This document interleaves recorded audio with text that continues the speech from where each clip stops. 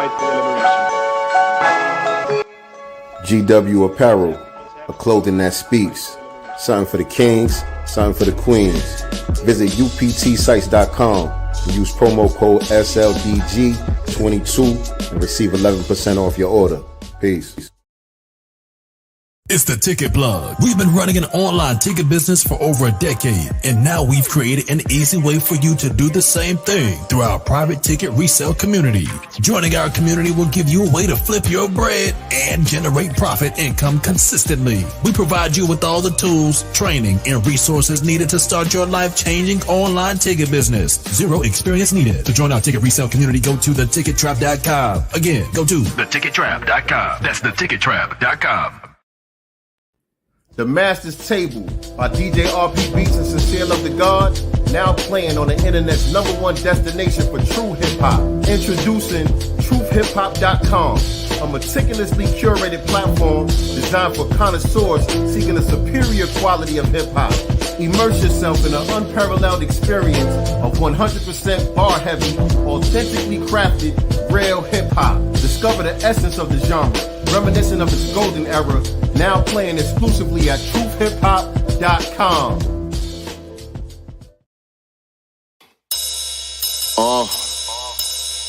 Yeah, like that. Let's see what's in the God's mind. Listen. Allah in the person of Sincere Love the God. That mean they arms too short like tall Anthony Shaw. What's going on, family? We hit it that time, sure. we got a whole routine going here. You know. Welcome everybody. Welcome to another episode of Sincere Love the Godcast. I am the God Sincere Love, and I am here with my lovely co-host, Nicey Girl. With my bundles. Happy Sunday, everybody. You know, Nicey with the bundles today.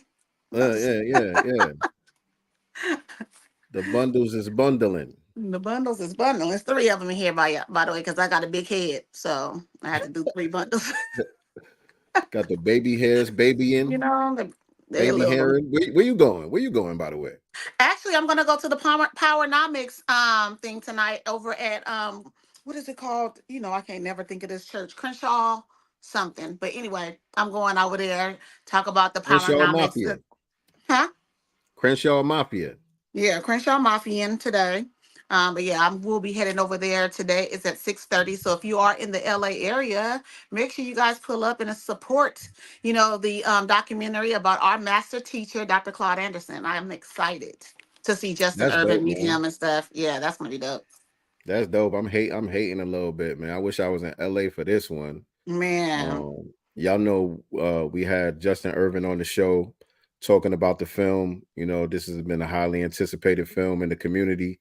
Y'all getting to screen it for free out there in LA. Y'all gonna be the first ones in the world to see it before it actually goes and gets released nationwide, worldwide, and all of that. And so, yeah, man, I know that's gonna be dope. I wonder who's gonna be there. I know. And just so you guys know, it is the Powernomics, a documentary film by Justin Urban. It's today, 6:30 p.m. at Crenshaw Christian Center in the main auditorium. So make sure you guys come on over to Crenshaw Christian Center today, 6:30, and support the film. What's going on there, Turner? You ain't missed nothing. We just getting started. We talking about the Powernomics film. They're having a screening today in LA, in Crenshaw. In LA today, they're having a free screening of the Powernomics film. I don't know if you saw the episode when we had the film producer, director, Justin Urban on a couple of weeks ago. He was on here talking about the film. It's a documentary about our brother, Dr. Claude Anderson, and his teachings. And so Dr. Claude Anderson, he's featured on the film. There's a lot of archival footage that we have never seen before that's going to be included in the film. His wife, his lovely wife, is going to be in the film as well, you know, Boyce sharing Watkins. the story and the history. Dr. Boyce Watkins, Vicky Dillard. Yep. Riza Islam. Yep. And some others that haven't been revealed yet. I know he mentioned that there were going to be other surprise guests in the film also. So I don't know who else may or may not pop up in the film, but man, it's going to be a heavy one. It's going to be a heavy piece. And I'm not missing it. Yes, indeed. Yeah. Yep. Exactly. We had them on about 3 weeks ago. About three Yeah. weeks ago or so. So if you didn't see that episode, make sure you go check it out. And if you're in the LA area, the event is free.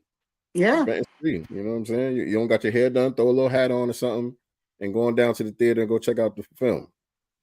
And I was over here overthinking my outfit and stuff, like seriously just overthinking it. I'm Always just like, trying to catch. Always trying to no, catch. but it's obviously it's in a church, right? So you're like, you want to be presentable and respectful, but then I want to be comfortable because we're just going to be kind of sitting, and looking at the documentary. Of course, he said he's going to do a Q&A and things like that. So, that's exciting, but I'm always like Take notes. overdoing Make it. sure you take notes. I am. I will. Yeah, take some notes so you can, Yes. get up there and ask some questions and film it. Yeah, if I can, at least the Q&A part. You know what I'm That's what I'm, saying? that's what I'm Yeah, talking about. Like for if you get up and sure. ask a question or whatever, just at least film that part. I ain't saying to film Yeah, the event. yeah, for I'm just saying, sure.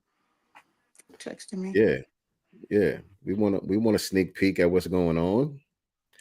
You know what I mean? But y'all come on up in here, man. Make sure y'all hit the like button. Share this out on your social medias right now. Let everybody know that we are live on Sincere Love the Godcast. If you're not already subscribed to us on YouTube, make sure you come on over Godcast Enterprises on YouTube as well as Sincere Love the God on YouTube. Click the subscribe button as well as the notification bell so you can Oh, be this reminded whenever we is- go live with new episodes of Sincere Love the Godcast. We do this every Sunday, 6 p.m. Eastern Standard Time, 3 p.m. Pacific Time, where we cover current events and other issues that are important to what's going on in Black society.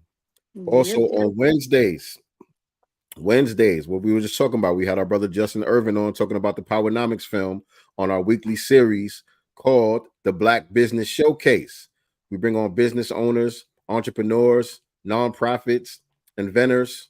You know what I'm saying? So if that's you, you know what I'm saying? You got something fly going on. You want to be featured on our channel? Hit us up. Slide in the DM at Sincere Love the God on all social media platforms. At Nicety Girl with the number 1 on Instagram. Just leave the number 1 off. If you're going to hit her up on X, formerly known as Twitter, or just send us an email. Godcastenterprises at gmail.com. That's godcastenterprises at gmail.com. Let us know what you got going on so we can get you on the schedule for the Black Business Showcase. And speaking of Dr. Claude Anderson, man, I got my Black History reader right here, by the way, man. I was skimming through this thing last couple of days, man, looking for some topics actually that are important to what's going on right now, especially in the political sphere and everything like that. So I think we're gonna start delving into some actual topics from the books and all of that, and just coming on and just unpacking Oh, yeah, some of the material with the family. that'd be fun. Um, yeah, today we're gonna be talking about should we be going green? All To go right. green or to not go green. As y'all know, we're about what 9 days away now from Hey. election day. Many people have already made up their minds about who they're going to vote for or whether they're going to vote or not. And many people have already cast their votes in the early voting, but some people are still undecided with just 9 days left, me being one of them. Mm-hmm. You know what I'm saying? And I've been taking a good look at Jill Stein, Butch Ware, and the Green Party's platform. Ever since they appeared on the Breakfast Club, they really got my attention. And I've been checking out her platform, listening to a lot of her interviews and stuff like that, and really combing through it and really trying to settle myself because, like I said, she got my attention on the Breakfast Club interview, but I had to fall back a little bit because anybody looks good when you juxtapose them next to the Democrats. So Right. they had Angela Rye up there, running interference for the Democrats and doing her shilling and all of that. So I'm like, maybe, I might be a little emotionally caught up in it in that interview a little bit. So let me settle, take the emotions out of it and really be analytical about it and see if this is somebody we should be supporting or Right. not. And to be honest with y'all, just off top while we here talking, I can't find a reason not Not to. to vote for the Green Party. And so that's what we're here to talk about this afternoon, this evening, Right. depending on where you at. And we want to hear from y'all. So again, share this out on your social media platform. Share this out. Let everybody know that we are live right now. We're going to be having a discussion. Should we be trying to turn the Green Party black? Right. You Mm. know, um, We and like we want green to hear money. from y'all. So we're gonna talk about our views a little bit on the subject, and then we'll drop the link and allow people to come on and give us your point of view. We want to hear from the family to see what y'all thinking. Right. Agreed. And I don't know if anyone had an opportunity to see her interview with Jason Black. I believe his was last week, and then she also did an interview with the company man a few days ago. So if you guys have not, delved into what her policies are, what she's talking about, that's a way to do it, and also her website. Obviously, you want to check Right. out, the Green Party website and just see specifically what it is that they're offering and talking about. And I will say. What they're talking about is what we're talking about for the most part. And, you know what I'm saying? And it's also calling out the Democratic Party, both parties for the most part, but specifically the Democratic Party, whom we've been giving 90% of our vote to. And I just appreciate, her calling out some of the things maybe we hadn't even thought about, because I Mm-hmm. learned some new stuff. Mm-hmm. Watching her interview both on Jason Black's show as well as the company man. So I definitely Yeah. am excited to talk about it. Yeah. Two really good interviews. If you haven't had a chance to Hmm. see those, I would definitely recommend y'all check it out. The company man, that's what's his name? Justin Hunt.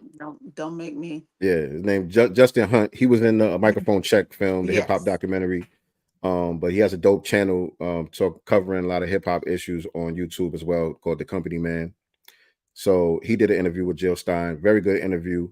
very good. Um, Jason Black did a very, very good interview Hmm. because I could appreciate Jason Black's interview because he's coming directly from our perspective, us B1. foundational Black Americans in this Hmm. B1 atmosphere. Those of us who move how we move, talk how we talk, and boost the signals that we've been boosting here on Hmm. Sincere Love the Godcast.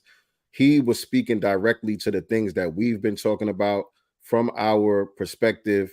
Like he was really a mouthpiece for us in that interview. So I definitely appreciate the pushback that he gave her. He didn't make it easy, but he didn't Hmm. make it an ambush or an attack. It was very good journalism on his part. I popped my collar to our brother, and I popped my collar to Jill Stein for even Me coming too. on. You know what I'm saying, to come and speak to us directly. And I felt like she was very candid and very Hmm. forward.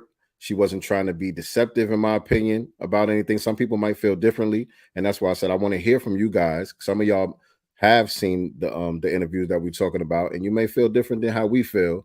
And Right. really, those are the people that I really want. I'm hoping that y'all get on here. The people that disagree, I really want to hear from y'all because I want to know why. Because I can't find a reason myself to not vote for this woman at this point. Right. I only things that I've heard from certain people that I respect. Um, the two things I heard, one was about abortion, her stance on Right. abortion, and we'll get into that. We'll get into some of the Hmm. particulars of what she was saying about abortion and all that. But there was some people saying the abortion was a deal breaker for them. And I just, if that's how you feel, that's how you feel. But for me, that wasn't a deal breaker. I might not No. agree point for point with her stance on abortion, but her stance wasn't so strong. She wasn't so adamant about, that particular issue for it to be a deal breaker, in my opinion. And the Right. other Well, thing that I heard somebody said, I can't support her because she's a Jew. And I was like, right. okay, what does that mean? Right. What's I wrong with mean, being Jewish? right. And my thing is when you're thinking about, all the policymakers, you know what I'm saying? Most of them are that. So you're supporting Jewish people anyway. And for the Kamala supporters, her husband is that. And word on the street is that's what she is too.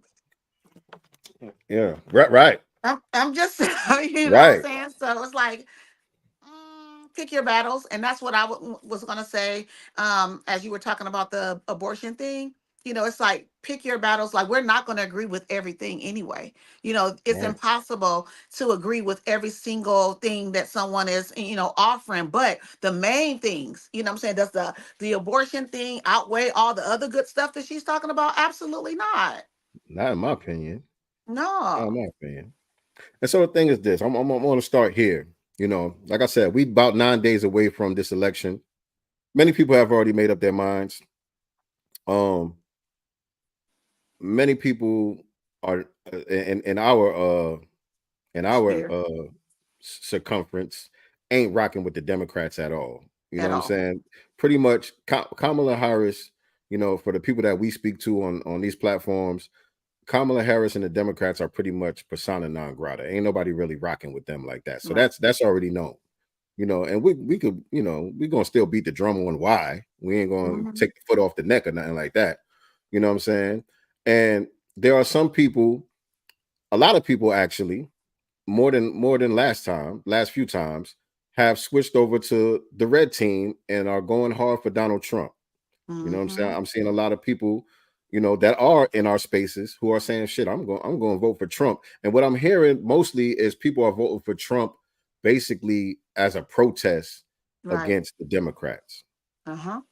You know what I'm saying? And for me, I don't agree with that, because my thing is we should be proactively voting for somebody who has something for us, not voting Hmm. against the other Another one. You know what party. I'm saying? Hmm. That's just ass backwards. That, to me, that's no better than the people who are voting for Kamala just because they scared of Trump. Or because they're saying she's black. That's even worse. That's the You, you, worst, like, right? So you voting yeah. for Kamala because she black. I probably don't. I probably can't even have a conversation with you. Right. You voting for you voting for Kamala because you saying, we just can't let Trump win. I could be like, okay, this person is just misinformed. This is a person that, Hmm. watches CNN and MSNBC all the time, and they instill that fear, right? So I could kind of understand them a little more. But the people that saying they want to vote Trump, really just be square about what it is. Don't try to make it pretend like Trump is somehow good for us, because the Right. only issue that I'm hearing being raised that Donald Trump is for is closing the border. Right. And so with that, it's like, okay, yeah, that's cool. That's definitely a major issue for us. That border issue is a major issue for foundational Black Americans. So I understand people wanting something to be done about that. I'm one of them too. I agree with y'all on that. But if that's the only policy that this person has and everything else that they pushing is something that you don't agree with, something that is diametrically opposed to our empowerment, how is that? How are all of those things not a deal breaker for you? But the one little thing that you could find Hmm. wrong with Jill Stein's policy It's is a deal a deal breaker, breaker. That don't i.e., make sense to abortion. me. I don't get that. So if you one of those people too, I would love for you to come on a little bit later when we drop the link. Explain to me why y'all out here talking about turning Chicago red and all of this other Hmm. stuff for what? What y'all Right. getting out of that? Yeah. What are we getting out of that? For Chicago, I think that it's more of the deportation because they have a lot of the Venezuelans and Mhm. anti, which we have it everywhere, but I think Chicago is a place where They it's got hit just hard. hit hard. What? Yes. They got hit hard out there in Yeah. Chicago. And so, like I said, it's a protest vote. Mm-hmm. It's a protest vote. They're doing it basically to stick it to the Democrats. And I Yeah. get that. I get that. But my thing is this. And a lot of people will say this too. Let me put it all in perspective, because a lot of people say it don't make no sense to vote for Jill Stein in the Green Party because they don't have a chance to win. Right. And so basically you just throwing your vote away. I don't agree with that either. With the you know, that saying. We throwing our vote away because we voted for somebody who doesn't have a real chance of winning. That doesn't matter. The other thing I want to say, the criticism that I have for us, foundational Black Americans that are in these B1 spaces, I feel like um, one of our major weaknesses right now is we are disorganized. We are unorganized. Mm-hmm. We are all over the place. Everybody is doing their own thing. Yep. And I understand, um, you know, that we don't need to have an organization per se. I had to plug in my computer, it's about to die. I understand that we don't need to form an organization per se. I don't think that that's necessary, but we But do need to be codification. organized. Mm-hmm. We do need to be organized in order to move as a unit. Mm-hmm. You know what I'm saying? Everybody just all over the place doing their own thing. That doesn't really move the needle in one Mm-hmm. direction or the other. You know what I'm saying? So, and that was one thing that I was questioning about for the longest. That's why I thank Jason Black for even having Jill Stein on the show. You know what I'm saying? To give people, uh a real inside scoop on what she's talking about and what she means by certain things that Right. she's pushing and advocating for and all of that. I was able to appreciate that because after the Breakfast Club interview, I was saying, where's the new black media? Right.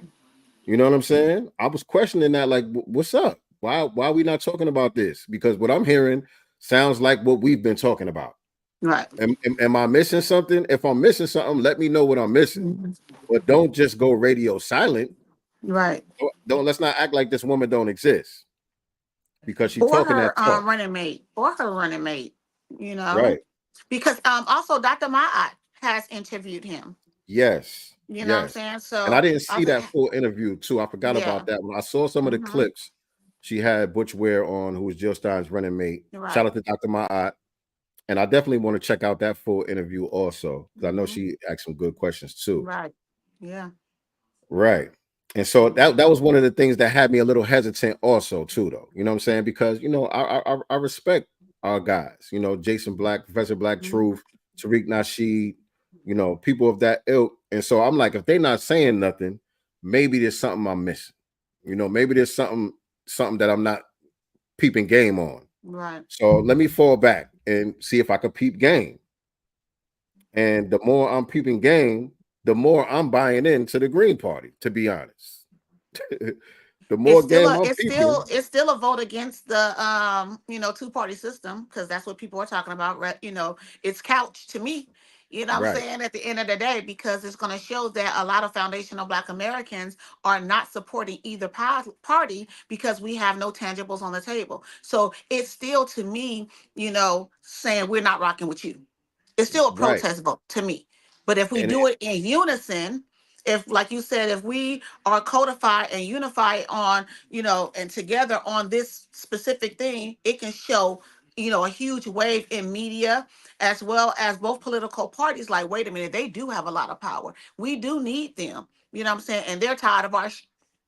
What we gonna do? right, Are we gonna give up some tangibles, or are we gonna keep playing in their faces?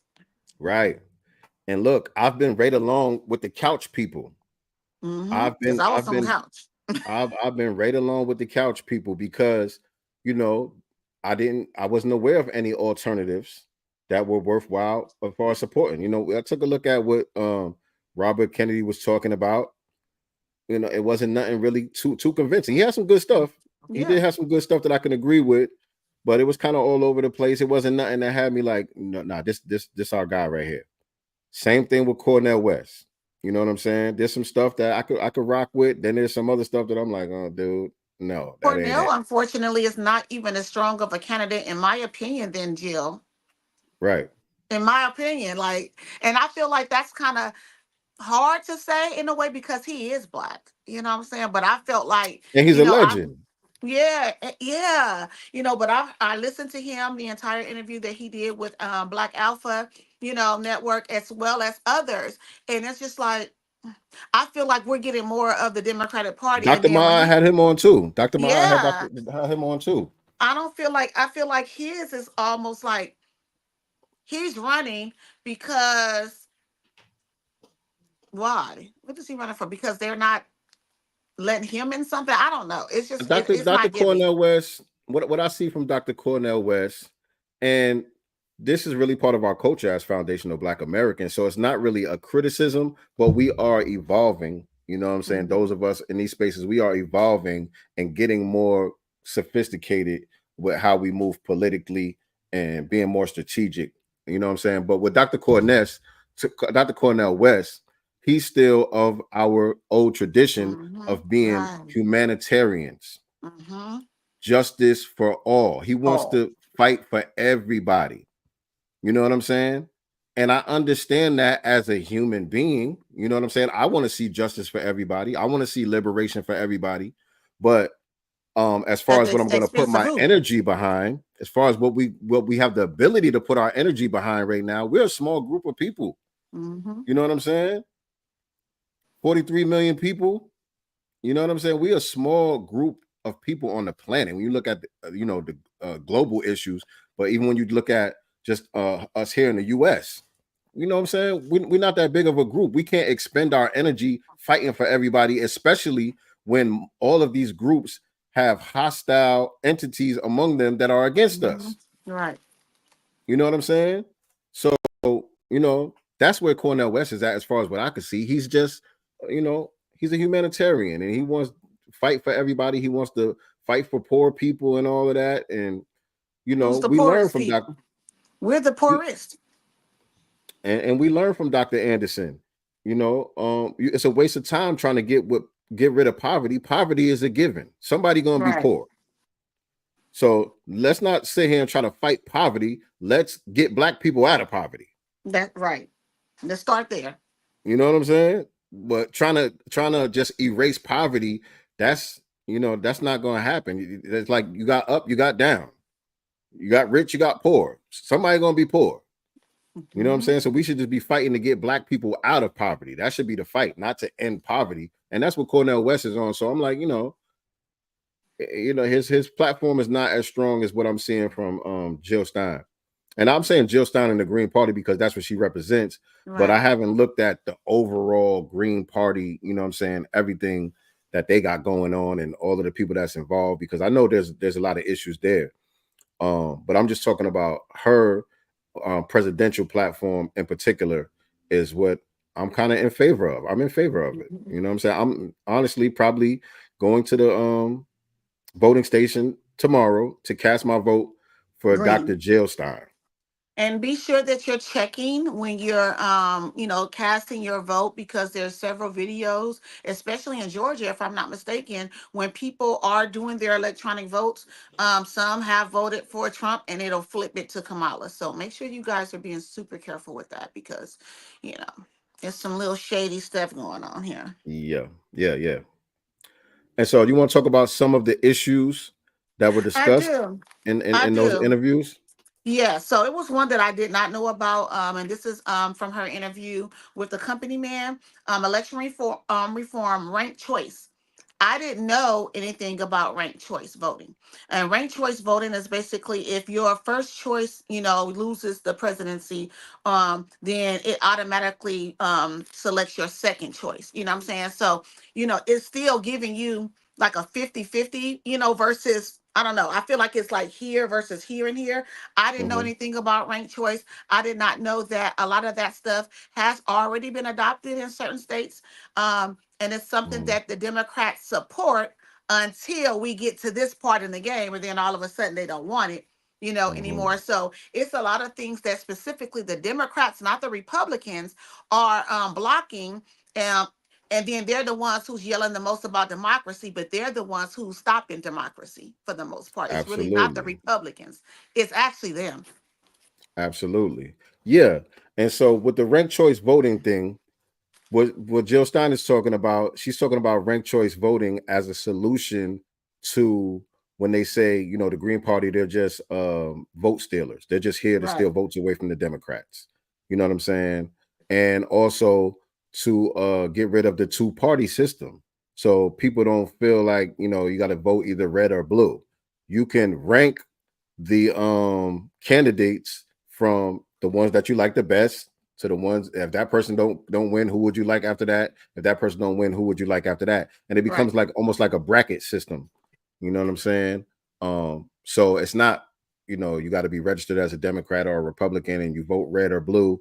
You know what I'm saying? You just pick the candidate that you like the best, pick the candidate that you like after that, and then pick the candidate that you like the least. And then the candidates with the most votes, people, it's a process of elimination. Right. So she, you know what I'm saying? So she talking about that as a solution to those problems. You don't like the two-party system. You think that we should have more choices. Ranked choice voting is a solution for that. If the Democrats want to say that, third party candidates are just there to steal votes, ranked choice voting is a solution for that as well. So if they wanted to fix the problem, they could fix it just by implementing that. Yep. I like that. So that was a good thing. And then I also like how she spoke about how votes aren't split. They use propaganda and fear and things like that to keep people on the Democratic plantation. And that's not her words, those are my words. Mhm. But yeah, and that's exactly what we're seeing ever since Kamala has been on her rally trail, what I'm saying, trying to convince people to vote for her, the only thing that she sold to black people is what Trump's going to do, how bad Trump is, what I'm saying? But she's not giving us anything, to really vote for. You need to sell us you. We already know who Trump is. He was president for 4 years already. What about you? Right. What you gonna do?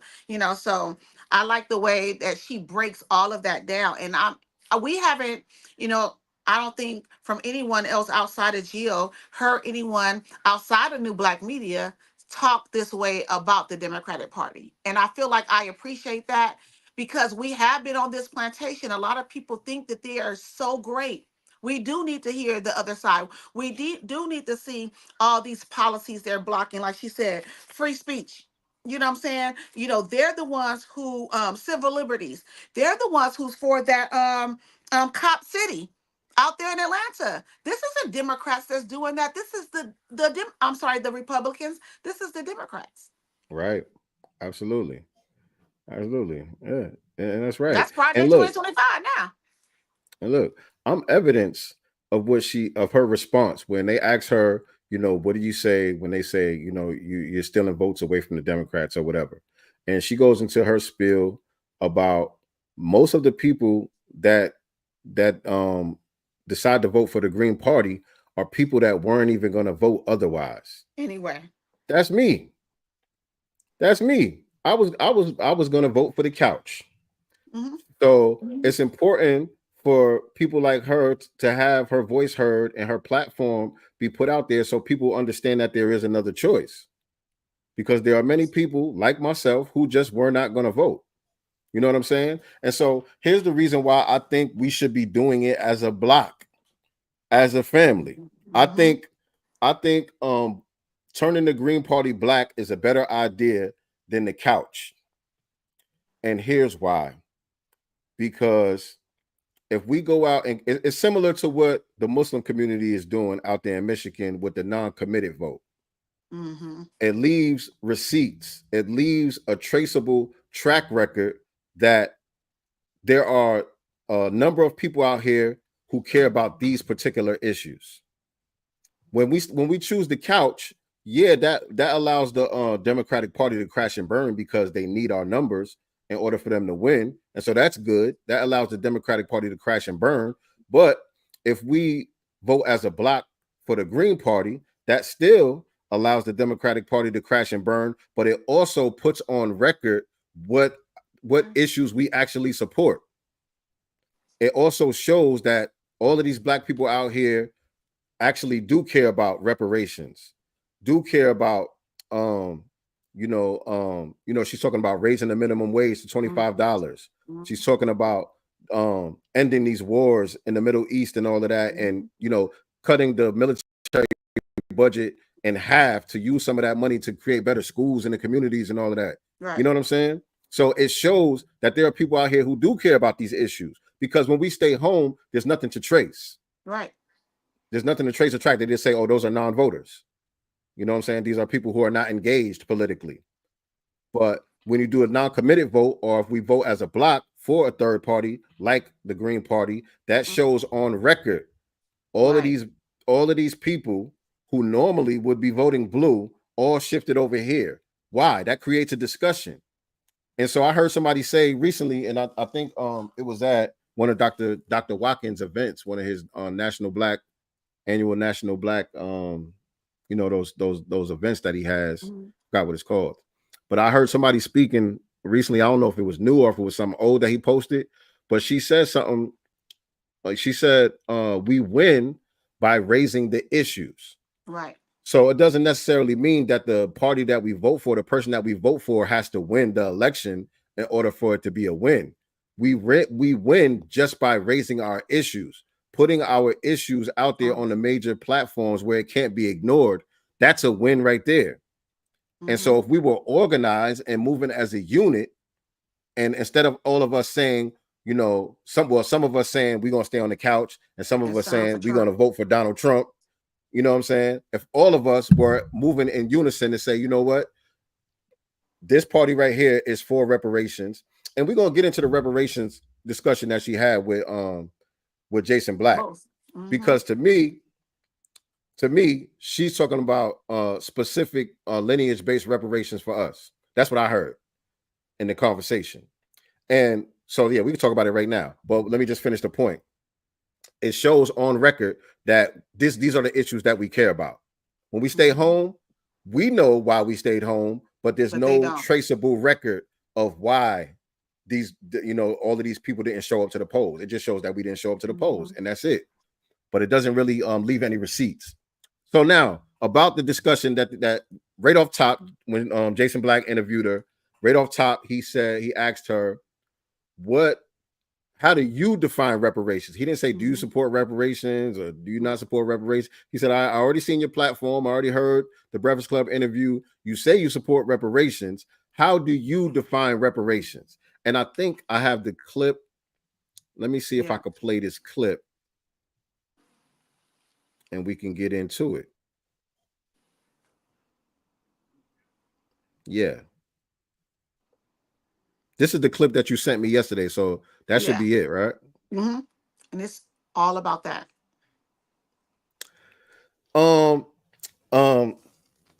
Shout out to Black Voltron in the building. Peace. I don't know, y'all. After hearing Dr. Jill Stein on the Black Authorities broadcast, it seems like she listens and takes a lot of her talking points from Pan-Africans in the Green Party. I'm glad you said that. She seems like she was unprepared for Jason Black questions. I wouldn't say that. I wouldn't say unprepared. The thing about it is she's not a robot. She doesn't have these canned responses. And so the questions that Jason Black asked her are not questions that she's used to getting asked on other platforms. Right. Because this is the only platform that she appeared on where she was getting questioned directly by us. Like I was saying earlier, I don't think you was here. Jason Black was our mouthpiece in that moment. He specifically raised the issues that we care about the most in the interview, and nobody else is doing that. So she didn't have canned responses. So she had to think about it in the moment. You know what I'm saying? Which is a natural thing. That shows more genuine to me. That shows she's more genuine. You know, she didn't try to talk around it. She didn't try to be deceptive and use weasel words and language and all of that. She did her best to answer those questions on the spot, and I felt like she did a good job doing that. But the part that you said about she's talking to a lot of Pan-Africans in the Green Party. Absolutely, because, and the reason why you're saying that is because when he asked her that question, she said, she started off, and I'm gonna play the clip, but she started off saying, when we introduced reparations to our platform, it was automatically lineage based.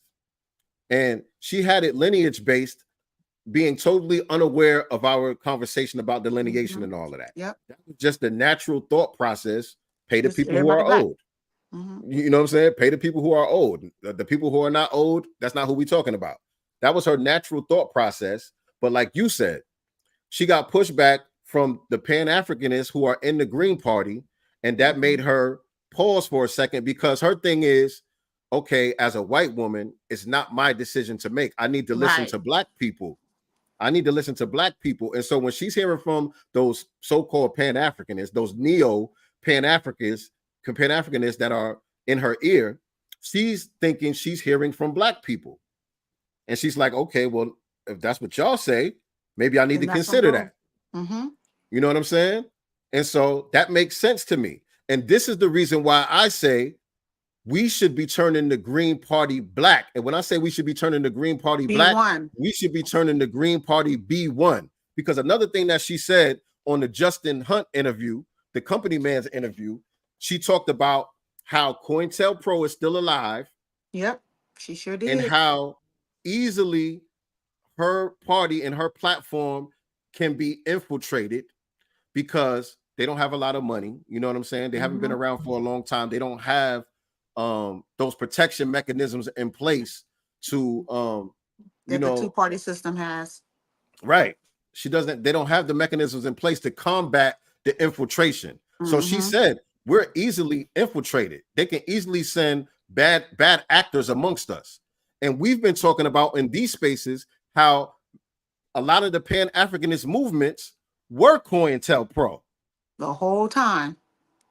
Many of the Pan-Africanist movements during the civil rights movement forward have been COINTELPRO operations. And we've seen that with the California Legislative Caucus. If we're going to say, about our reparations thing here in California, that right there was COINTELPRO if it wasn't nothing else. Shout out to Toronto in the building. Hey, Toronto. Right? And so what's happening from my vantage point, after listening to both interviews and paying attention to what she was saying in both interviews, I said, they're being infiltrated. And these Pan-Africanists are sent there to muddy the waters about our issue specifically. Yep. That's what they're there for. They're there to give her that pushback so she can say, oh, well, I thought it was supposed to be lineage based, but if y'all say race based, okay, fine. Because look, when Jason Black retorted those things and he raised the issue of constitutionalism, saying race-based would be unconstitutional and all that, she said, that's an interesting argument. And if that's true, then of course it would have to be race-based. She wasn't there to try to fight against it being race-based. She was just saying what she's been hearing since they introduced the platform made her pause and kind of expand her idea a little bit into being more broad rather than being very specific, right? And so that's something that we can work with. You know what I'm saying? She's understanding and she's open to learning and open to adjusting. She's not saying it's our way or no way.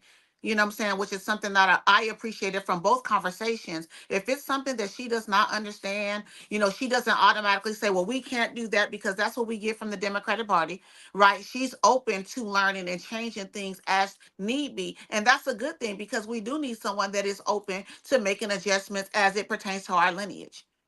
Right. And look, I think the interview with Jason Black was a great interview. It was. But y'all, when y'all watching it, and you know what I'm saying? I don't know who I'm talking to, but if I'm talking to you, I'm talking to you. But when you're watching it, you have to take the emotions out of it. Right? You have to just be business minded because Jason Black is giving a lot of pushback, but what he did was it was a great thing what he did because that allowed us to really see what her stances are, where she's coming from, if she's trying to be deceptive or not. He really gave us an opportunity to see that, you know what I'm saying? By not just allowing her to give a surface answer, he made her dig deeper. Let's narrow it down and get more specific. He was he was doing that a lot. He was like, no, okay, so I hear what you're saying, but I'm talking about that. Like, and she had to, like, you could see her kind of look up like, oh, he's not, you know what I'm saying, it's not gonna be the same as the Breakfast Club or any of these other, shows that I've gone to. He definitely made her dig for sure. Right. And that's the thing. That's the thing. When she goes to the Breakfast Club, she's thinking she's going to a black platform. She thinks she's going to a black forum for black perspective. And so when you show up at the Breakfast Club and they give you that type of interview, when you show up, I think she was on what's that called? The Hill or something like that. The Hill, one of those liberal platforms, you thinking you're speaking to a black audience about these black issues, but you're not understanding that it's already filtered and this is Democratic ran. You know what I'm saying? These are Democratic mouthpieces. They're not really speaking for the soil. You know what I'm saying? But when she got to Jason Black, he had to bring out the nuances of the conversation and discussions that we've been having here, which made her dig a little deeper, and that's okay. It's okay that she wasn't actually all the way prepared and just had the answers right there on the tip of her tongue. She had to think about it for a minute. And I was satisfied with the responses that she gave after she had to think about it, after she was given the pushback. You know what I'm saying? I didn't get, deceptive. I didn't get, she didn't feel like this was an ambush either. You know what I'm saying? She was respectful of the pushback. She received it well. You know what I'm saying? As opposed to like with the Angela Rye thing, that was more of an ambush and an It was attack. definitely, and she addressed that too. You And know what she I'm voiced saying? that in multiple She interviews. addressed She that. voiced that. But Yes. the thing about it is she's still directing people to that interview because she realizes that it made the Democrats look worse. Good. You know what I'm saying? She keeps pointing it out. Go listen to the Breakfast Club interview. Read the comments. The comments is mostly in favor of her. Right. You know what I'm saying? Let me see. She was also on a Tavis Smiley, and he said the DNC gave him questions to ask her. I heard that, and I didn't see the interview. I heard that, and I heard Tavis Smiley was like, "Y'all ain't telling me what to ask and what not to ask." He said, and obviously they think that I'm incapable, you know what I'm saying, of running my show, how I need to, run it. But also he has been heavy on the Democratic plantation. So I think that they felt like they could do that. And it also speaks to, if they're doing that with her, they've done this before. That's what they Because do. why were they comfortable doing that now suddenly? That's what they You do. know what That's I'm their saying? MO. That's their MO. They sent Angela Rye there. Angela Rye is not a regular on the Breakfast Club. Nope. They sent when she was there, they sent her, and they sent her for somebody else too. Recently. They had somebody else up there, and they had Angela Rye come in on the Zoom call. Who the fuck was up there? Who is it? I forgot who it was. They interviewed somebody else after that, and they brought Angela Rye back in to give pushback and all of that. It's a failed strategy. It's not a good look for them. I don't know if they read the comment sections or not, but it's not a good look for them. It ain't working. You know what they're gonna do though? Because the comments are heavily filled with, support of Jill Stein, they're gonna go in those comments and filter those out too. You know that. Because it's not in their favor. So they're gonna hire a team, you know what I'm saying, to filter those comments to make them look good. Oh yeah, they got bots all over the place. All over the place. Like I let me would play love some though of this. for the new black media, I would love for them to also interview Dr. Butch Ware too. Because he is black. Because he's more on that African thing. It's a lot that Jill can't do because she's a white woman. Right. And and you're right. Butch Ware is a Pan-Africanist. Yes. Butch Ware is a Pan-Africanist. So to drill him on the reparations question would be valuable. I wonder if Dr. Ma'at did that. I didn't see the interview with I didn't watch Dr. Ma'at. in the entirety too. I wonder if she did that. Because as we know, our sister Dr. Ma'at is a Pan-Africanist. Yep. But she's with the specificity when it comes to reparations, though. Absolutely. You know what I'm saying? So I wonder if they talked about that. I hope so. We'll look at that tonight, and maybe we can come back when we come back on next Sunday, or if we don't have a guest, because I can't remember if we have a guest on Wednesday. But what we can do, if not this Wednesday, come back after looking at the Dr. Ware. I think we need to do that. Keep touching on that, because obviously this election is just days away, and we're going to keep, Exactly. So yeah, I might hold off. I don't know. I'm still undecided if I'm gonna go tomorrow or not and vote or not. Yeah. But right now, that's the way I'm leaning. But let me play this clip. Okay. Really sustained the economy, that created the economy, and which physically built the structures of this country. So that burden of debt has been unpaid. Not only that enslavement was a moral outrage, also the fact that enslavement then rolled over into lynchings, into Jim Crow, into segregation and redlining, into the mass incarceration, the war on drugs, the school to prison pipeline, et cetera, that these disparities and the injustice did not go away. It simply rolled over into other forms. And so that's another part of the conversation too, right? Mm-hmm. And so this is part of the reason why I believe she was open to the Everybody Black perspective of reparations, because when she's thinking about reparations, she's not just thinking about slavery. All of the issues that she just raised right there, the redlining, Jim Crow, mass incarceration, all of these other issues that are remnants from slavery, affect other people. Other melanated people are affected by those issues, right? And so that kind of muddies up the conversation a little bit. And we do need to address those things. But when you look at Jill Stein, and I don't know if any of y'all really went to her website and checked out the platform, but when you look at her platform, we can separate reparations. Like, let's take reparations off the table. Let's say she didn't have reparations on her platform at all. She has other areas on her platform that address all of these other issues anyway. Right. They address a lot of the economic disparities. They address the educational disparities.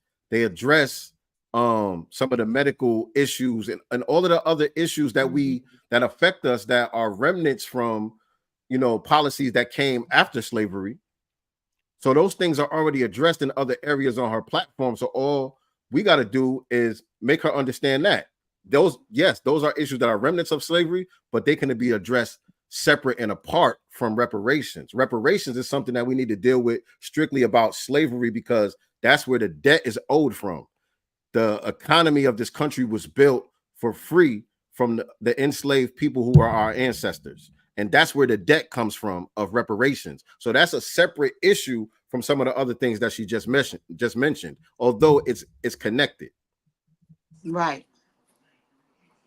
I'm with Black Votron. I would love for Tariq to interview Dr. Jill Stein before November 5th, but also Dr. Butch, because he is Black and he's such a Pan-Africanist. We can't call Jill a Pan-Africanist.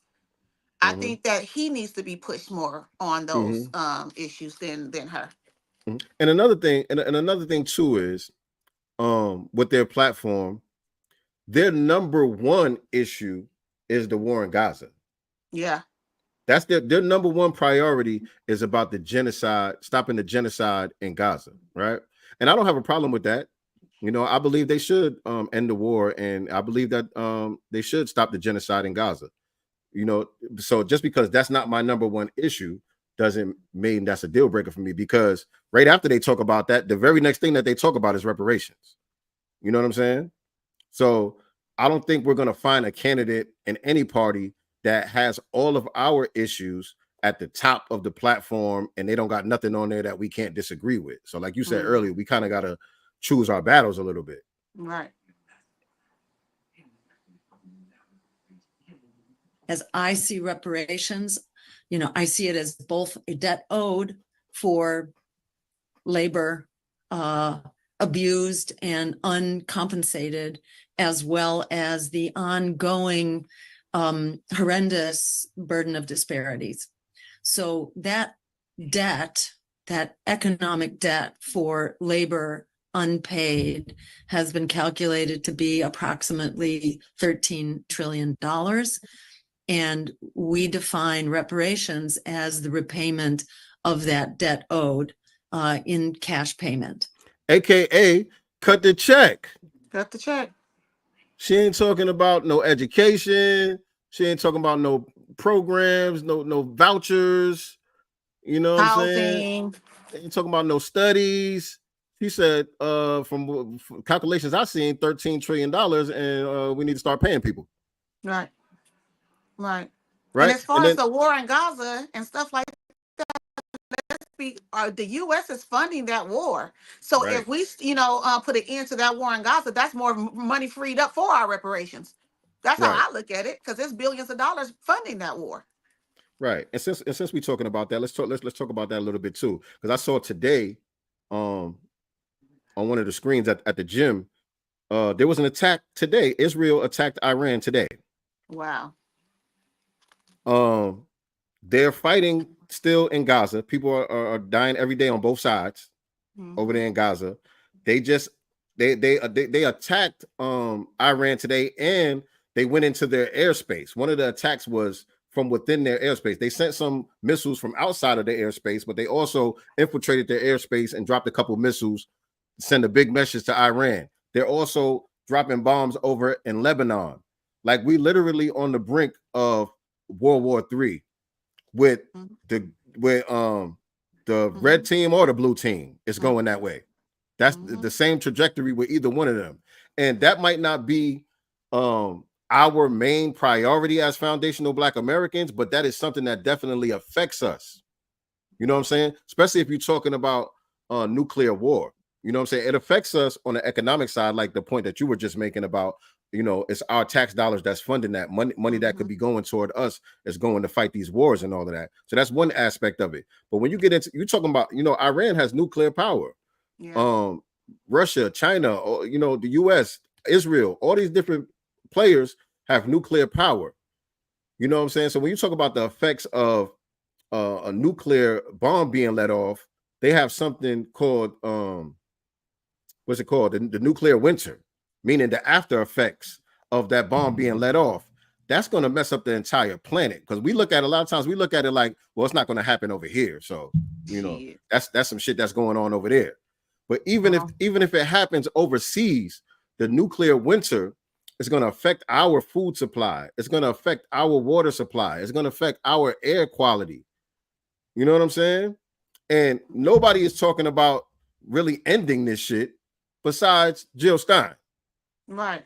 You know what I'm saying? Also, so that's an important geopolitical issue. Black people, there's more Black people in the military than any other group too. So that's also our people going over there and dying.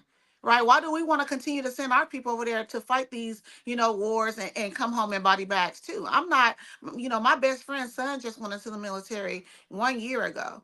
He's new to this. I would hate for him to have to go over there and not come home. God forbid. You know what I'm saying? Like, so I'm on that too. I don't want to see Black men and Black women going over there fighting for nothing. All right. I know that's what they signed up for, but I'm just not, you know, here for that. And I agree with our brother Black Voltron. He said 13 trillion is too low, but it is a start though. It's a start. You know, it is a start though. If we can get 13 trillion, you're right. That's how I look at it. That's a down payment. Because if we can get, you know, the checks start being cut, you know what I'm saying, at that level, we could get it to where we need it to go, because then we'll have resources in the community to fight even harder than we already been fighting. It's not like, you know what I'm saying, they could just make us go away with, you know what I'm saying, a little down payment or whatever the case may be. That's going to put us in position to fight even harder than what we've been fighting. Right. You know what I'm saying? That's how I look at it. Right. And then again, and also just talking about the money that's going there. She mentioned on the company man how FEMA is now short $9 billion in helping, you know, the victims of these hurricanes, you know, out there in Georgia, North and South Carolina, etc. Yet we're still shelling out money for this war, for illegal immigration and other things. But our people who's been devastated by a natural disaster get nothing. They're talking about $750, even though they're denying that. Mm-hmm. We know it's true, because the people. Why would people lie about that? Come on now. Mm-hmm. And man, let's get through this, because I do want to bring people on. I'm gonna drop the link in the chat in a minute, because I want to hear from y'all. You know, should we be turning the Green Party black or not? I want to hear from you, why or why not. You know, you guys let me know what y'all think. So I'm gonna drop the link in the chat in just a minute. But let's get through this clip here, because we already been on here for an hour already. That went quick. Okay, I want to find out something a little bit more specific here. When you say it's reparations, I want to know specifically who you are defining that for, and not just who that is, but who that isn't. Yes. So our campaign at the outset. And when she heard that question, let me just say this me right here. When she heard that question, I think she thought she was talking to like one of those Pan-Africanist people for a second. I think that's what she thought, because she thought she had the right answer when she was going to say, "Oh yeah, I heard this before," because the pushback that she has been getting is from the opposite end. Like she said, she started off with it being lineage based, and the pushback that she has been getting any other time she heard this question, it was from the opposite end. Right? So she didn't expect it from this end of the spectrum, but it's interesting. That had adopted a position that this is payment to the descendants of enslaved people. Since taking that position, we have heard much about the controversy as to who should receive that payment. Is it strictly people who can prove their legacy, their descendants from enslaved people, or should it be more broad? And truth to tell, I feel like it's not our decision to make, our campaign, that we are looking to broader input from the community, from the African-American community, to be better informed. And that's another thing that I saw that a lot of people had, were making an issue about her using the term African-American. And I get it. But what people need to understand is, look, this is still new. Very new. This is still new. You know what I'm saying? This delineation thing and us being specific about, you know, what we're going to be referred to as, it's still very new. You know what I'm saying? Right. The whole world is not in our bubble like that. You know what I'm saying? And so we can't be majoring in the minors, in my opinion. About how that payment should be directed. Okay. Well, just to make sure though, who does Jill Stein think that is? I think both are true. I think that descendants of slavery, descendants of enslaved people deserve compensation for labor. And I also believe that those who cannot prove their direct inheritance also deserve compensation, because whether people were enslaved or not, simply for being Black, one pays with, severe burdens, limitations, the labor of African Americans. But here's the thing about that. Mhm. Here's the thing about that, what she just said. Those other people, they volunteered. Mm-hmm. They knew what America was about. Yep. And came anyway. Yeah, they knew about Jim Crow, redlining, mass incarceration. They knew that's what was going on over here before they swam across the lake. Right. So you don't get to volunteer to go somewhere and say, "Oh, look what you did to me. You owe me." No, it don't work like that. No. Mm-mm. Mm-mm. It was still better than where you came from. That's the reason why you came. Why you came? Voluntarily. No, specifically the enslaved people of the United States, us, aka descendants of freedmen. Yeah, Jill start. All right, I want to hear from y'all now. I'm gonna drop the link. I'm gonna hear from y'all. Y'all come on here and we gonna argue a little bit. God damn it, because somebody got to convince me to not vote for Jill Stein, because right now she got my vote. So somebody come up here and convince me that I'm tripping. All right, the link is in the chat. Pull up. The link is in the chat. We want to hear from you. I'm just joking about the arguing part. You know, I want to hear from y'all, man. I want to get y'all perspective, because I'm like, shit. What are y'all seeing that I ain't seeing? You know what I'm saying? This is somebody that we can work with. You know what I'm saying? Because what's not included in that clip, you know, because they went on with this topic for a minute, and what's not included in the clip, you know, Jason, like I said earlier, he explained to her that it would be unconstitutional to make it race-based. You know, she was like, well, if that's the case, we got to do lineage-based. And there was another thing that she said also that let me know that she's open, like we can work with her. You know what I'm saying? They might not have everything fine-tuned right now, but if, like I said, if we were to turn the Green Party Black and have our voices heard within the party, we're up in those rooms, in those meetings, and helping to create the policies and the you know, building up these platforms and all of that, we could get it right. But if we sit back and allow them to be infiltrated by these bad actors, then those are the views that are going to get put on paper. Yep. Yep. And I wanted to touch on while you're, dropping the link and whoever is going to come on, come on. I do remember on Dr. Maat's show with Dr. Butch Ware, she asked him, no, he was talking about, being in college and being homeless. And then he moved to Africa, for a while, and all this stuff. And then came back to America. Why didn't you stay? Why did you come back? You know what I'm saying? Because since we're on this African thing, you know what I'm saying? And I'm not against it if that's what you want to do. What I'm saying is, why did you come back? What was Good. there in Africa, that you weren't, you complain about America, hence why you went over there. And you also said to study, and learn and all this stuff. But why did you come back to this hellhole of America that's so Yeah, anti-Black and stuff? yeah, it's a good question. Like we need to ask these questions to these Pan-Africanists because most of them that's windmilling, for Africa are all here. Dr. Carr, I seen him. I don't know if you guys saw the post with Bernice King. Did you guys see Bernice that? King? She was commenting on that viral video with Marcel Dixon sitting with those two white guys, and he was talking about reparations and how reparations was specifically for, foundational Black Americans / freedmen, and how other people such as Jamaicans or Nigerians can't come over here and claim it because again they volunteered to come here. So she was in agreement with that. And what's his name? Dr. Carr, if I'm not mistaken. He's one of those Bowling Ball you know, Martin's homeboy. yeah.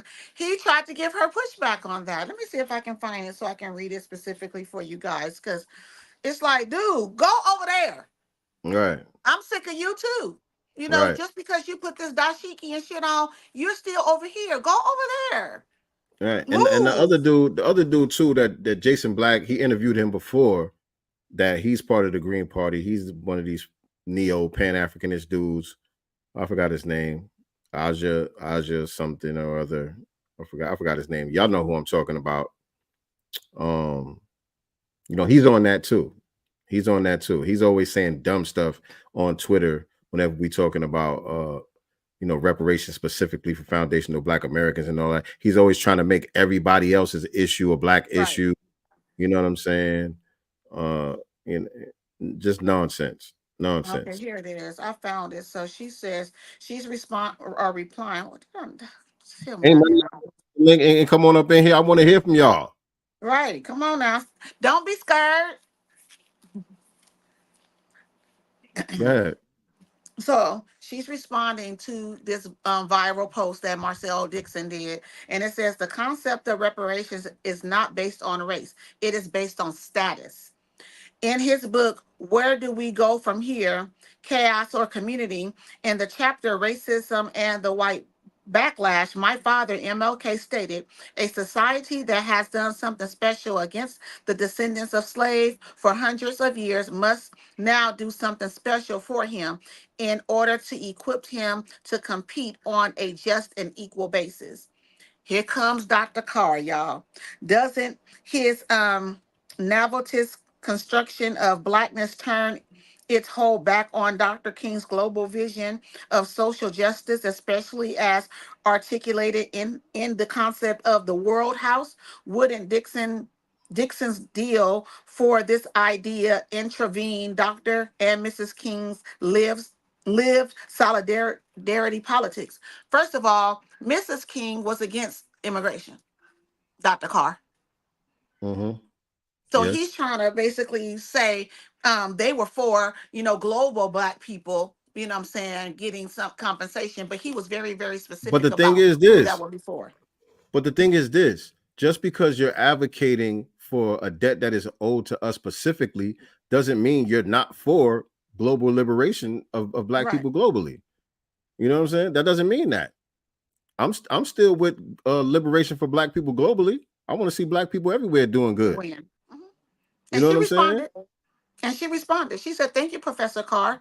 I share my parents' beliefs that all people are interrelated, interdependent, and interconnected, and join the global world house vision for justice. I think that reparations includes economic repair, education, psychological repair, etc. And I believe that repair should should take into consideration what nation inflicted the harm, meaning Africans need to go get it from who inflicted that harm on them, right? Right. And that Africans and Caribbeans. To that end, for people of African descent across the globe, reparation in various forms may come from Denmark, France, the United States, Great Britain, the Netherlands, Portugal, etc. Meaning, go get it from those countries that held you back or enslaved you. Listen, that is common sense. Right.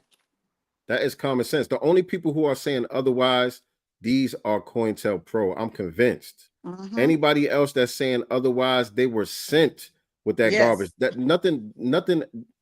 Like I said, Jill Stein initially came to that conclusion just based off of common sense. Right. Before she heard from anybody from the community, she was like, "Yeah, we should do reparations, for the formerly enslaved, the descendants of the formerly enslaved people of the United States." Just common sense. Who's supposed to get that? Right. There wasn't no controversy about that until she heard some controversy about that. And then she's like, "Oh, really? Oh, I didn't think about it that way." I'm you glad black, Bernice. I'm glad Bernice respectfully stood on business. Yes, shout out to She Bernice. stood on business with that, and he kind of responded. This is a powerful testament and witness. Thank you, Sister King. You and your family have always stood for our community's humanity. We Who are said that? both this. This is Dr. Carr responding to what she said. Okay. About the other nations.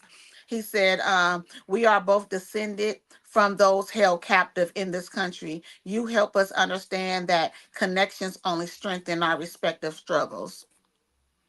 Man, shut up. That was just a That was comment just just to word try to salad. save Yeah. face. Yeah. Right. She stood on business.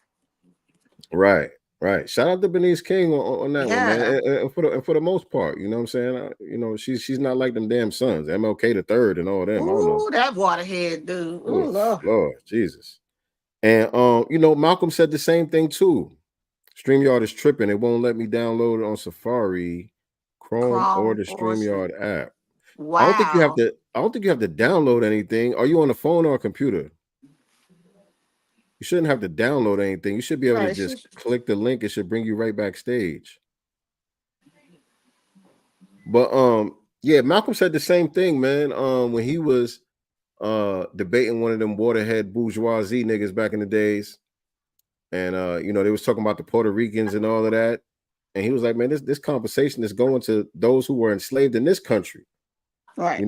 This ain't got nothing to do with Puerto Ricans or nobody else. And the other dude was like, if a Puerto Rican went down to Mississippi and he had dark skin, he'd be lynched just like that. He said, well, if he speaks Spanish, he wouldn't be lynched. Right. Period. You know what I'm saying? He said, well, you didn't know that there were Africans that are part of our movement and they speak French. And he said, yeah, when they were mistaken for the Negro in America, that's when they were discriminated against. Right. That's what Malcolm X said. Right. And I saw in the 60s. Right. And sadly, I saw his daughter, Ilyasa Shabazz, and I love that sister. I met her on a couple of occasions. For those of y'all that don't know, I was good friends with Malcolm Shabazz, Malcolm X's grandson and namesake. That was my guy. And I met some of the daughters of Malcolm X. Oh, actually, I met all of them, but Ilyasa specifically, I met her on a few different occasions. Beautiful sister, love her to death.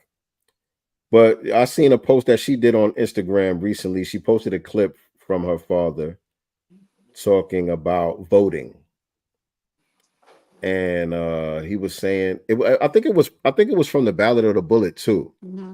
But it was a short little excerpt that she posted that made it seem like he would want us to vote. That was the message that was being pushed. Those of y'all that talking about not voting, Malcolm ain't on the same page with y'all. That's not what Malcolm would have said.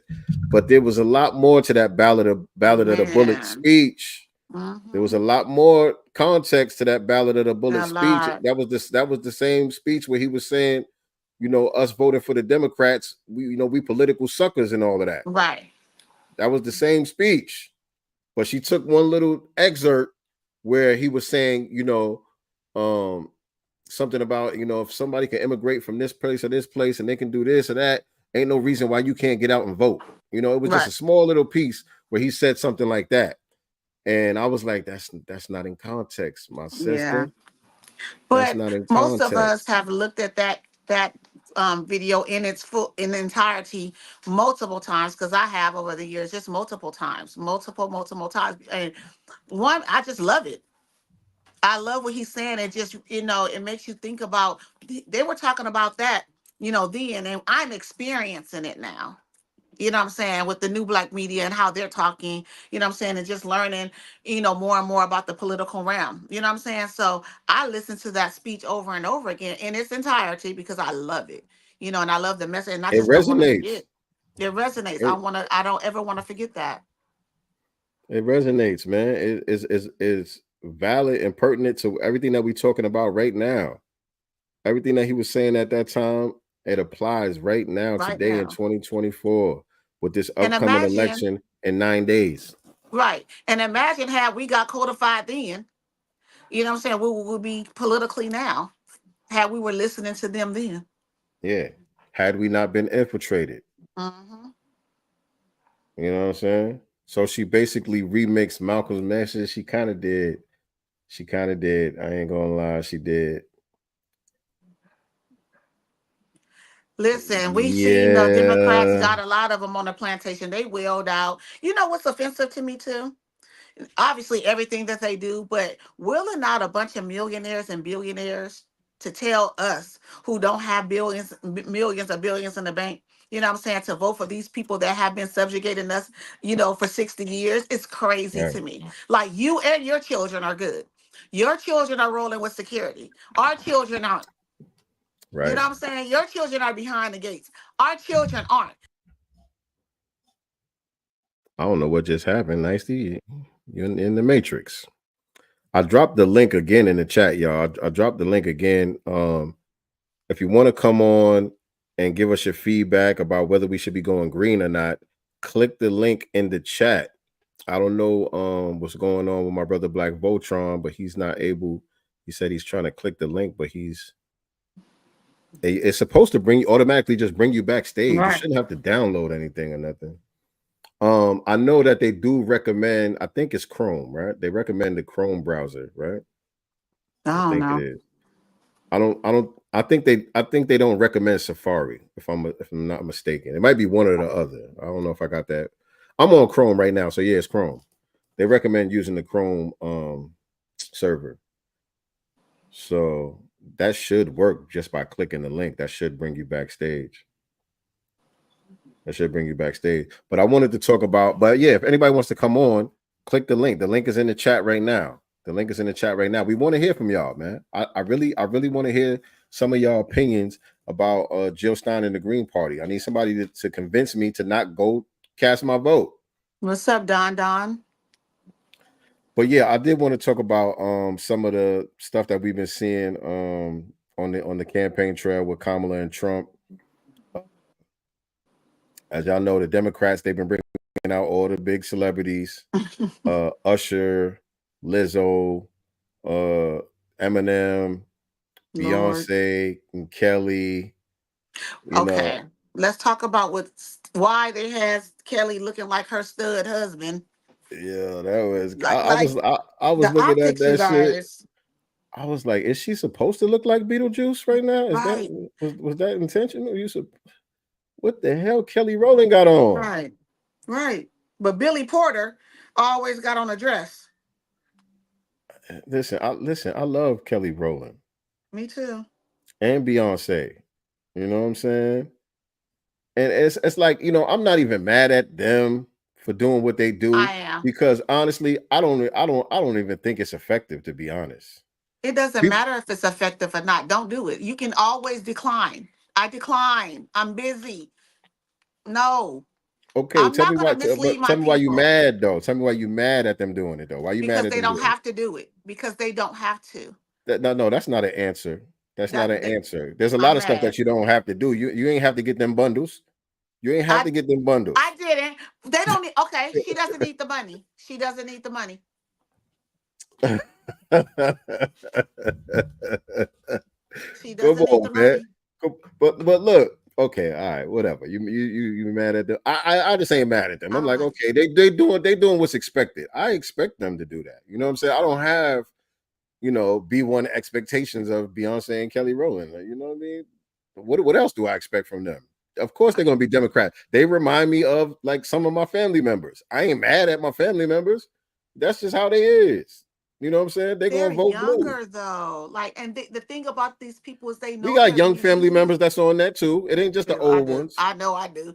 But they don't have to. It's weird. You don't have to.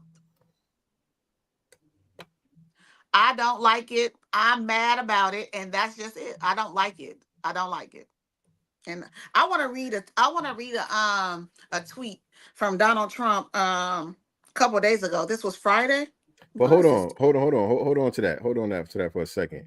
Because I don't think, do y'all think that anybody who wasn't already going to vote for Kamala is now deciding to vote for Kamala because Beyonce came out? No, I That's don't think that's what so. that's what I'm saying. Like, I don't think that's going to convince nobody to vote one way or the other. I don't Eminem, think that. No, I don't. yeah. But the Usher thing was real interesting though, because it was like, damn, it was just 2 weeks ago. He was on You The on the View view?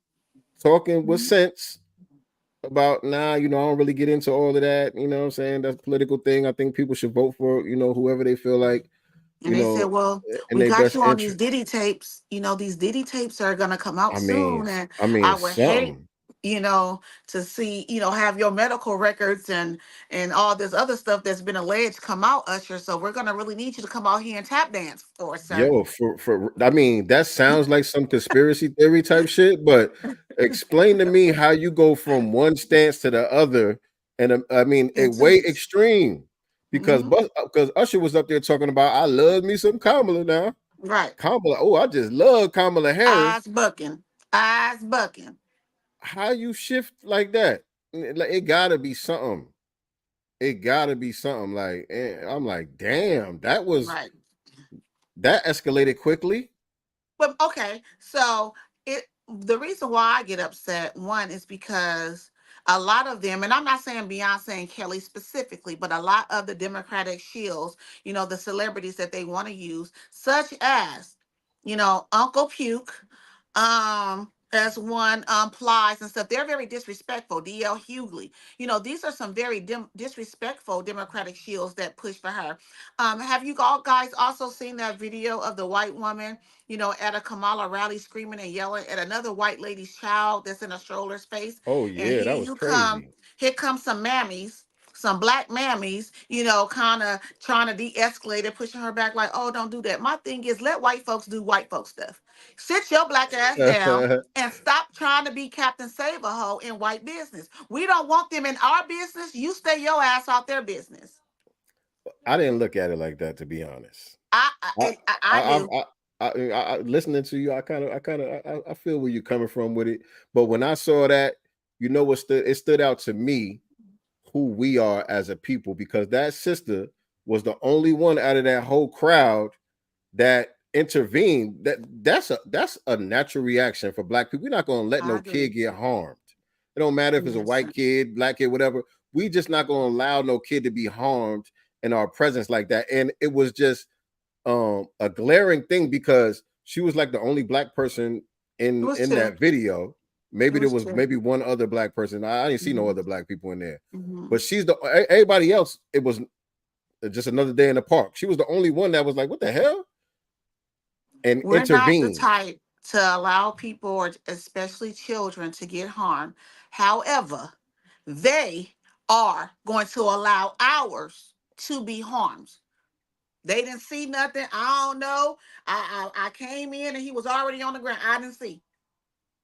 I'm not Yeah, good, bad, right or wrong.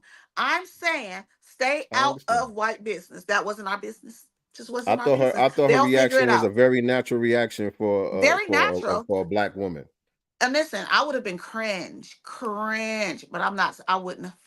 I doubt. I don't believe you. There was too many white people around. They couldn't figure it out.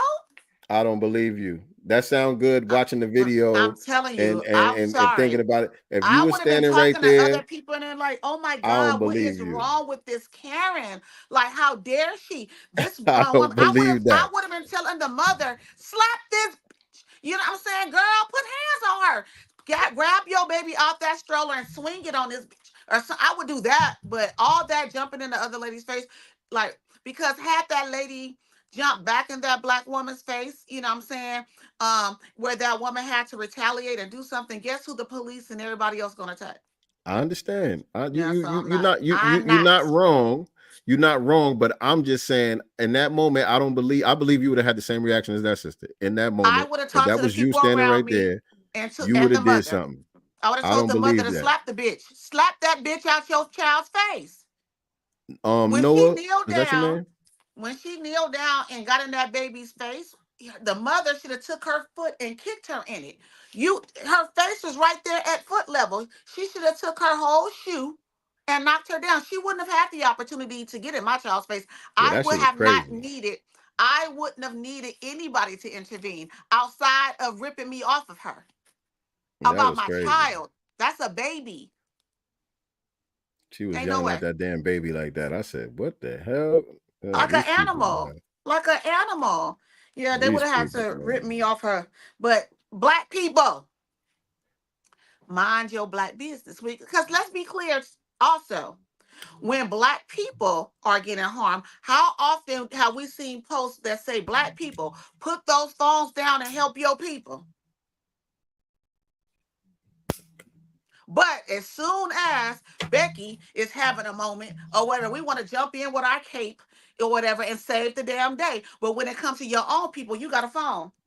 No, I'm falling back. Babies and all, fall back. Call a 911. I ain't getting in it though. I'm not getting it. Nope. Norman, it's not a phone number, it's a link. You see the link? You see the link that says StreamYard right there? It's not a phone number that you got to call. You just click on the Let's click link that and link. it should bring you backstage. If you want to hop on, just click the link that says StreamYard in the chat. What you was gonna say about Donald Trump's tweet? So he posted something on Friday. And it was just a long tweet. It says, Sleepy Joe and comrade Kamala Harris ridiculously accused me of wanting to weaponize the Justice Department when they have done all of the weaponizing. Now they're truly weaponized. Now they're truly, I think he meant to say but they've truly weaponized the Department of Injustice, and a judge appointed by Joe have ordered the great Commonwealth of Virginia to put non-citizen voters back on the rolls.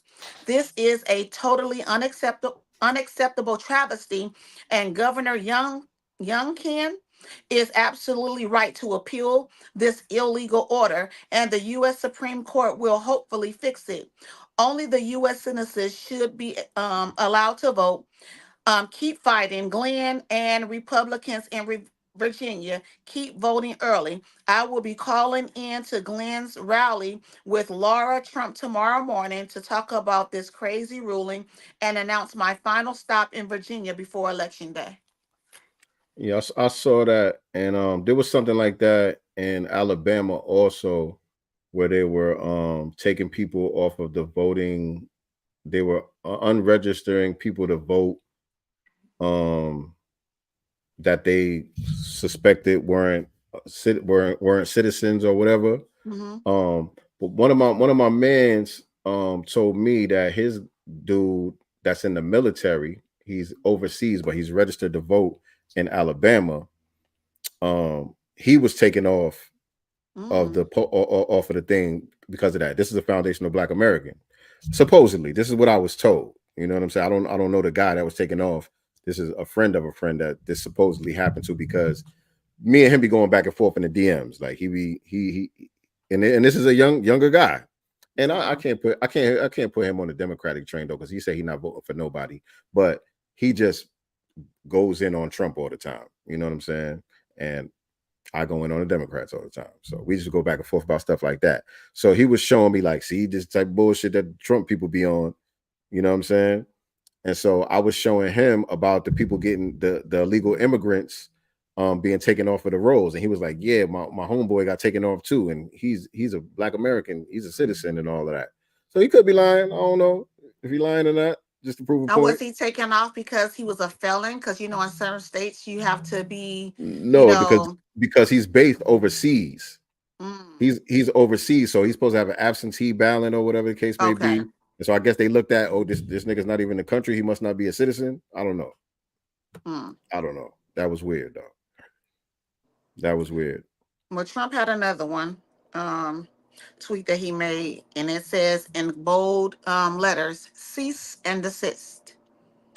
I, together with many attorneys and legal scholars, am watching the sanctity of the 2024 presidential election very closely because I know better than most the rampant cheating and skullduggery. I like that. Skullduggery. Skullduggery.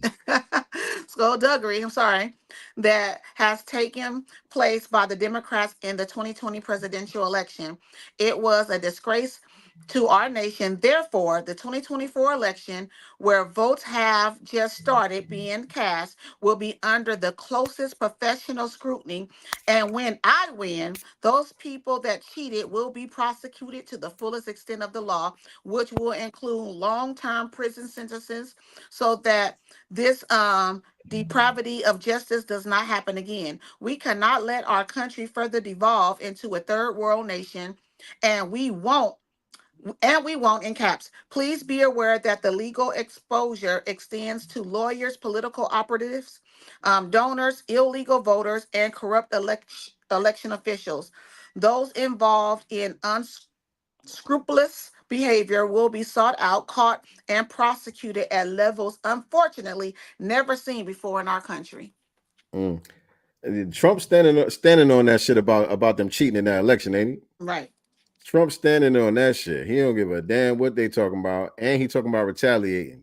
That's the reason why they're not gonna let this man win. They're gonna do anything that they can, whether they gotta lock him up, kill him, cheat, whatever they're gonna do. Trump is not gonna be president again. I feel Because like a lot of people that claim that they're not going to vote for Trump are. yeah, but I'm not even talking about the votes. Votes be damned. I don't think they're gonna let that man back in office because it's too much at stake for too many people that's high up. Because Trump talking about retaliating. He talking Good. about draining the swamp for real. And so Good. I don't think they're gonna let it go down. But I see we got Jesse Paris in the building. I know you missed most of the broadcast, brother. But I heard you on the Jason Black's broadcast after he had Jill Stein on. And I would like for you to hop on and tell me why I shouldn't vote for Jill Stein, brother, because I'm sold on Jill Stein. So click the link. You see the link in the chat. Click the link in the chat and come up here and explain to me why Jill Stein ain't it. I'll drop it one more time because I know you wasn't here a little bit earlier. But another thing that I saw about that, I know y'all see that ad that Trump got out there about Kamala using taxpayer dollars to fund gender transitions in prisons and all of that. Mm-hmm. That's one of the major ads that the Trump campaign got circulating. So now the Democrats put something out there. They're doing some damage control, and they're trying to blame the gender transition thing on Trump. They saying that was a Trump policy. So we know that's a lie. Check this out. And this was posted by y'all know who Jacob York is? Are y'all familiar with Jacob York? Isn't he Dr. York's son? Yes. Mm-hmm. Yes. He be shilling heavy for these Democrats out here heavy. And he He's said to keep himself out of jail. What he been paid? On his caption, it says Trump signed the law that allowed for trans inmates to transition in prison. And then he said, I'm for trans rights, but we need to see how much of a liar Trump is. So he's saying, yeah, we're attacking Trump for this. I'm not saying that transgenders shouldn't be able to transition in prison. They should. I think he got a hankering for bussy, if you ask me. That's what I think. Right. Jacob York got a hankering for some bussy. And so that's why he be shilling so heavy. But here goes the clip. And fair use, by the way, this was on MSNBC where they were talking about how this was a Trump policy that he's trying to blame on Kamala. Check it out. With the Lincoln Project on, because they actually, like the Democrats, they ran an ad on this that's chasing off a lot of black men, Hispanic men, white working class men in Wisconsin and Michigan and Pennsylvania.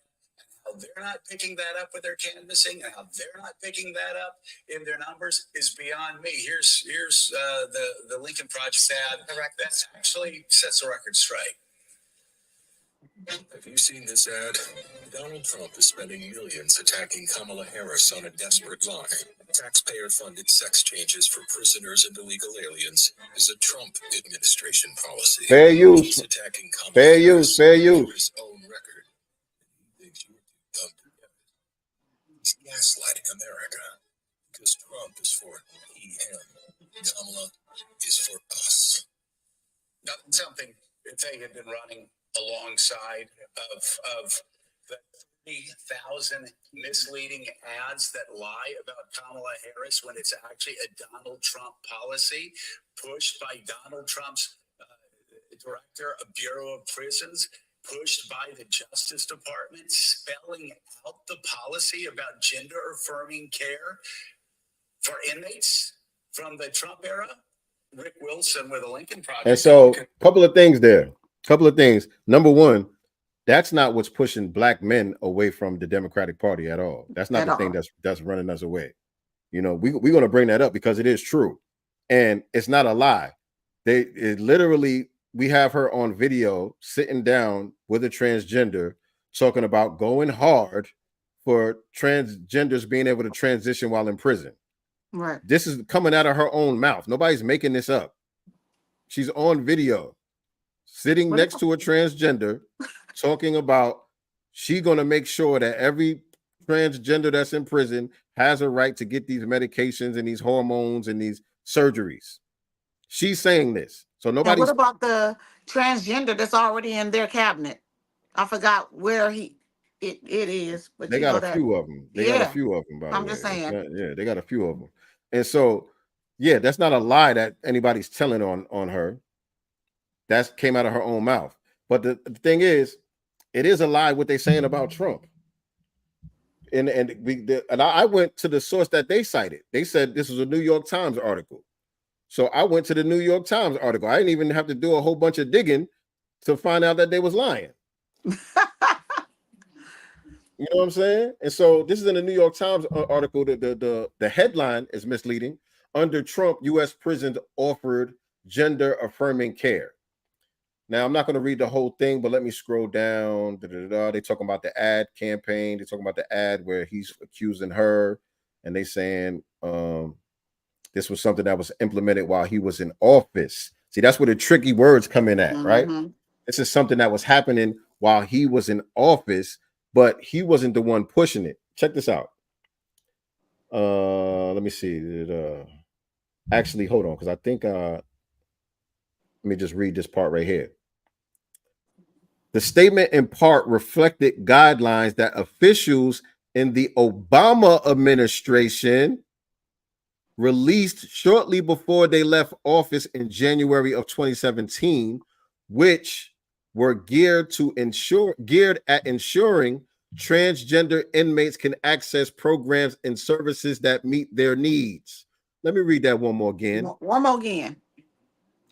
The statement in part reflected that guidelines that officials in the Obama administration released shortly before they left office in January of 2017, which were geared at ensuring transgender inmates can access programs and services that meet their needs.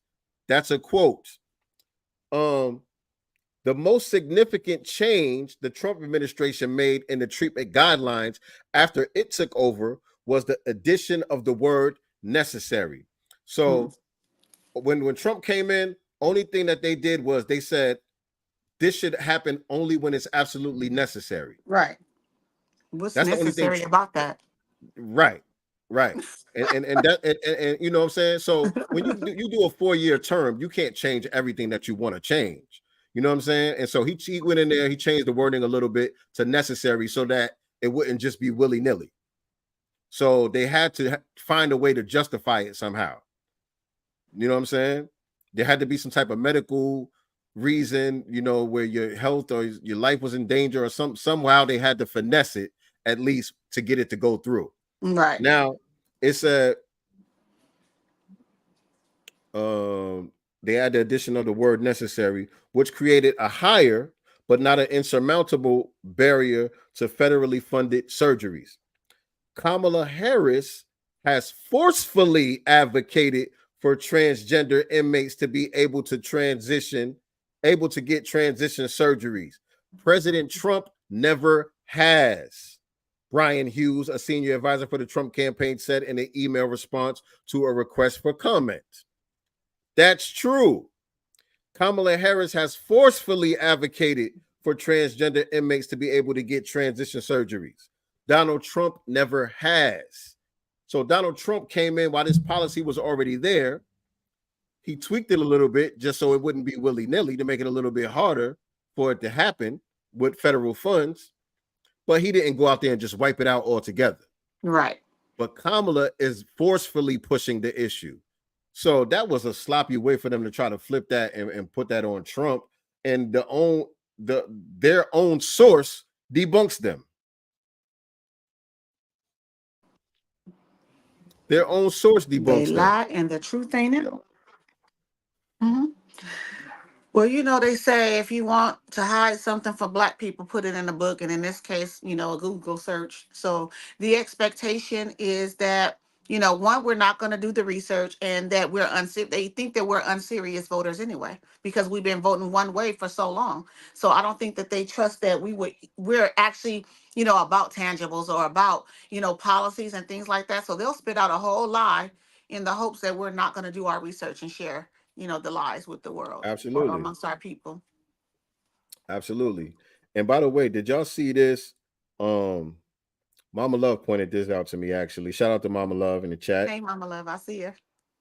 Joe Biden a couple of days ago apologized to Native Americans for 150-year boarding school system. Right. And fair use. This is on CARE 11, by the way. Fair use, fair use, fair use.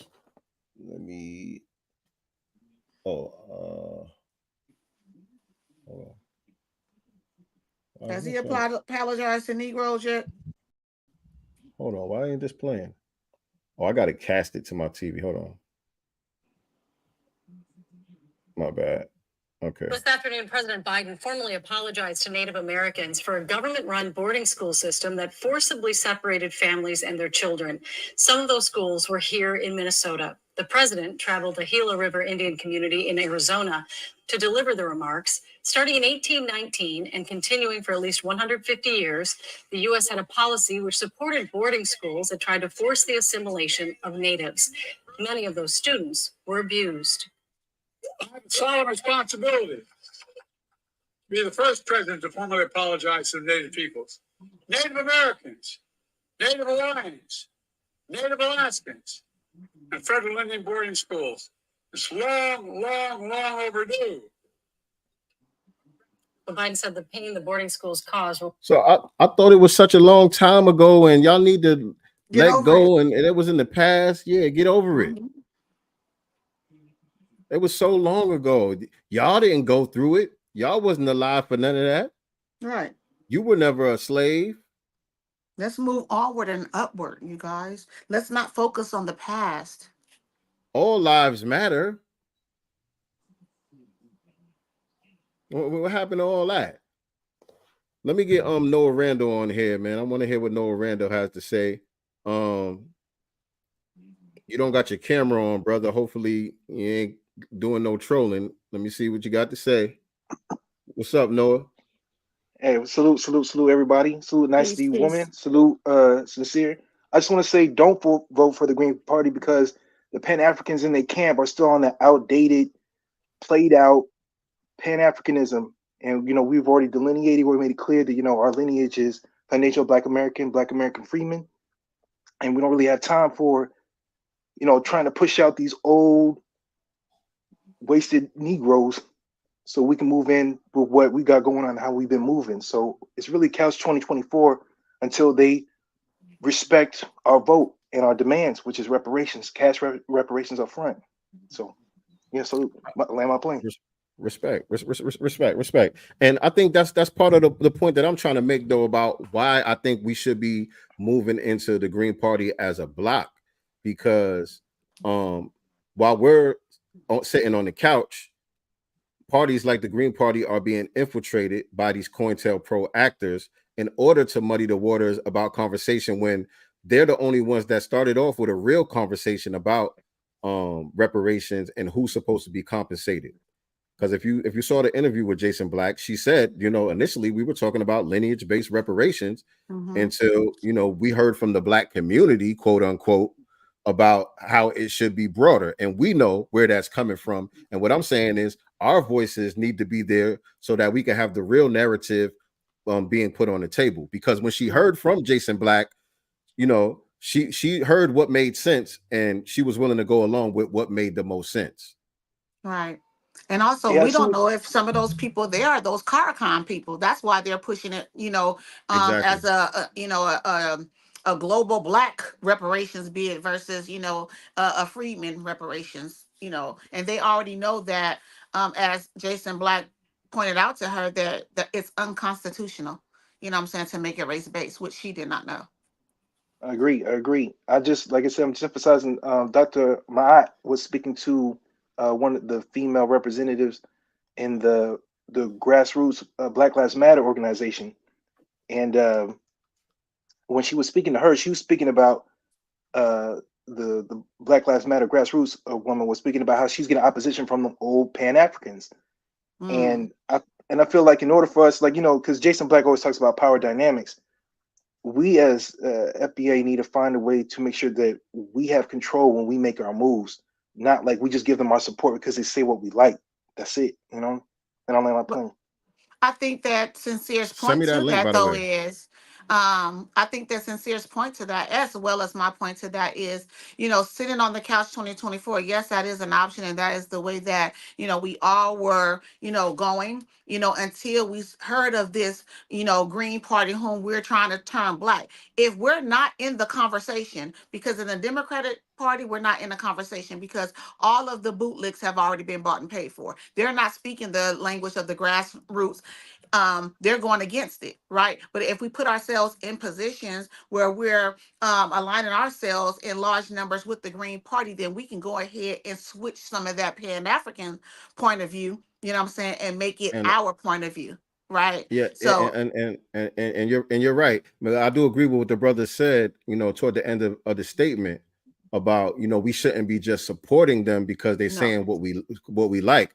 And I agree with that. And what I'm agreed. saying is we shouldn't be simply just supporting them. We should actually be joining the party and turning the Green Party Black so that Right. our perspective is what's being pushed and not some other agenda. And also, let's also be know that the Green Party has been effective in bringing policies forth. They have been Right. effective in doing that. They haven't been elected for anything, but they have been effective as in getting policies pushed through They got a few Congress. seats here and there. They Yeah, got a and few seats here and there. exactly, but also getting policies pushed through Congress, right? So if we're not there at the table with them to make sure the right policies are being pushed through Congress, then we're going to still be in the place that we are if Kamala or Trump gets into the office now in the next 4 years. We're going Yeah, to be in the same we got to be position. preparing for 2028. Right. And so, the couch is an option, you know what I'm saying? But I just think whatever we're going to do, we need to get more of us on the same page so that we moving as a unit. You know what I'm saying? Right now, I feel like we're spreading ourselves kind of thin, but everybody kind of doing their own thing. I agree. And, Yeah, and also sitting on the couch, what are we moving forward? Yes, it is a vote against the Democratic Party, but what else? Because regardless if we're voting for them or not, we're not getting policies pushed through. So we're still in a terrible situation either What do you way. well, think, Noah? Let me ask you this, Noah. What do you think about what the Muslim community was doing out there in Michigan with the non-committed vote? I don't know if you know much about that, but what it yeah, was were, yeah, go ahead. Nah, I see the play that they're making, you know what I mean? But they've always been getting preferential treatment from the United States government. You know what I'm saying? A lot of these people that come over here uh, from, majority Islamic countries, they're, like what you call like the turncoats. You know what I'm talking about? Like, you know what I mean? They're the people that's like, hey man, In their countries, before you things, mean? yeah, in their countries, you know what I'm saying? They're the ones that like do, they will go over to overseas to universities. They get like real they would basically do things Get that were even, westernized. yeah, and basically hypocritical to what they say that they're upon and what they say that their country's upon, meaning in regards to Islam. So they're already on some other type of stuff, other type of time. So, But I'm I just see the talking play that about they're making. the Yeah, I see political the play that they're maneuver making. though. Yeah, no, I see the political play. I see that, but like I said, they still like, like I said, they still move like in the sense like they identify as white and everything like that. And Right. uh, Right. so I don't really look at them as something a paradigm shift. I don't really look at them trying to rock the boat. I look at them like they're just trying to get their little things prioritized to get more preferential treatment from the United States government than they've been getting. That's it. No, But at the, you're absolutely right. You're absolutely right. They're certainly not friends of ours, no allies of ours, or anything like that. And what they're doing for their own selfish reasons. Absolutely. But I'm looking at just the political maneuver itself. You know what I'm saying? Because even we can learn from even some of the things that the white supremacists do, and that's our open enemy.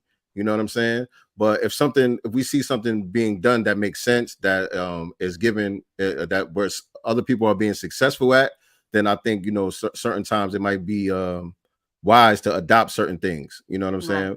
And to me, right. what it does is it leaves the receipts. There's something that's traceable that can be looked at on paper to say exactly what our issues are and why we ended up moving in a certain direction, whereas the couch doesn't leave that trace. Well, I mean, when I talk about Couch 2024, I just mean for the presidential election. I believe what Right. Professor Black Truth spoke about in regards to Black people, we need to be active in our own communities. Like I know we all saw about the Alabama mayor who was locked out of his office and by the people that were voted out by the Black people Yeah. of that community. He was like the I did fireman and so not. forth like this. Yeah, sis, you gotta, nasty woman, you gotta be on top of We that, talked sis. about it. 'Cause We talked We about it. did? oh yeah, That was a little minute ago. yeah. Oh. So I say that to say that we can, where we are the majority in just our towns and cities and so forth, that we can make real moves and real change and make sure that resources are allocated specifically for us because we're the main ones there. And even if we're the minority, we can still make sure that happens off of us being locally minded and active. And just like for school board, for the municipality and so forth like that, we can make those type of moves. It's just that we have to make sure them tethers is out the way. Even those foreigners from whatever, from whatever South America or the islands or wherever the hell they come from, they got to be out the way too because they quick to sabotage and side with the white supremacists. So when I talk about Cal 2024, I just mean the presidential election. They got to feel it. The DNC, the RNC, they got to feel pain like we feel pain because they don't. They come here every single 4 years talking that talk, and it's nothing. So they got to feel some type of pain.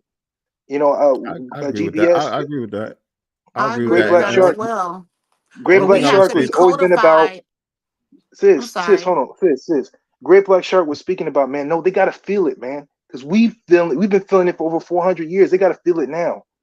LBJ was talking about he's gonna do this one thing for us, and we were gonna be on that plantation. And he was right, and that's the part that kills us. He 200 was years. right. Yeah, Mhm. LBJ was right. And now, man, and we can't, they gotta feel it, man. 1,000%. Yep, Biden got to 1,000% feel it for right. sure. I'm glad his son's locked up, but that's what the RNC did. That's not what we did. We didn't put the nail in the coffin. They did, and that's why Mhm. I'm mad. Biden got to feel this, man. The DNC got No, to you're feel right, it. brother. You 100% right, brother.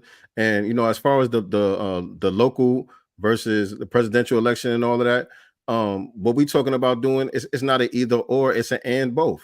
You know what I'm Right. saying? We got to be active locally.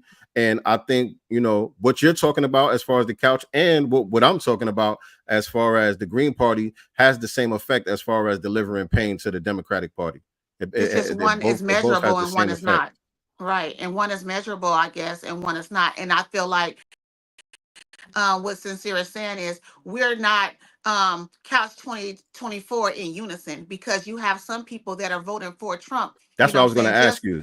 Just as a way to vote against the Democratic Party. So we're still all over the place. What do you think We're about still not what do you think about the codified, people who are as a doing that, unit. Noah? What do you think about the people who are saying we going for Trump just as a protest vote? Yeah, As a protest. yeah, look, when Marcel Dixon, salute to him, man. I donated to his campaign because I understand that Absolutely. he don't matter. It don't matter if you sleep with a dude or sleep with a female. You still black at the end of the day. And when them Right. cops pull you over, it's over with. But I understand his point of view and I understand that move. If you know for a fact is able to put is Marcel saying he gonna vote for Trump? No, what Marcel Dixon was talking about, that him and Black Alpha, they went to the rallies, the Trump rallies, To talk and they to spoke up. They spoke up and let the community know that a foundation of Black Americans, Black American freedmen, our vote is for sale. So what are you putting on the table specifically for us? Yeah, ain't nothing wrong with that. Yeah, so I agree with. But at the same time, RNC is not giving us anything specific. It's just a bunch of nothing burgers, just like the DNC. So it has to on a presidential election, it has to be couch 2024, because they got to see, man, look, you got to give me something. I understand what she was trying to do, and the brothers were trying to do in regards to, like, especially in California. I understand that, like, trying to let the RNC know that, hey, man, we can make some moves here on a governor level or mayor level, and I get that play. Just that, like I said, man, they're not talking how we're supposed to be talking, and they're talking in private. They're not saying it in public, and I'm not with that, man. I'm not with it. They got to stand on business, just like they talking about Middle America and the Latinos and this, that, and the third. They standing on business with policies. They need to do that specifically for us and our lineage. And we made it clear that and also, like I said, Governor Newsom, that devil. I'm here in California, so I'm experiencing it here. I was there, after the California Black coons did what they did. So I was there in the aftermath of that. Foot's on the ground. So yeah, I mean, and again, these are the skin folk, in high places, that shitted on us. And they got to feel that pain, man. Like I said, they got to understand, like, man, you're not going to get out of this scot free. There's no retirement where you're going to have the smooth sailing. They got to understand, like, no, man, for the rest of your days, you're going to learn. You're going to learn that, man, you don't go get your own. And there's consequences for your actions. You have to be accountable for that. And we have to be the ones to implement that, because nobody else is. So, like I said, man, we need to get on that type of time. How are we going to make sure that our issues and the resources are allocated specifically to us in our lineage, and at the same time, anybody that was a turncoat on us gets dealt with? And that's what I'm for. That's how I feel about couch 2024. I mean, like, everything's on the table, but at the same time, man, you're not speaking our language, man. Then like I said, no Espanol. You feel me? Like, hey yo, Noah. Respect to you, my brother. I appreciate you coming on. Great insight. Absolutely. Great perspective on everything, man. You a cast member, you heard? Yeah, man. No, Sincere.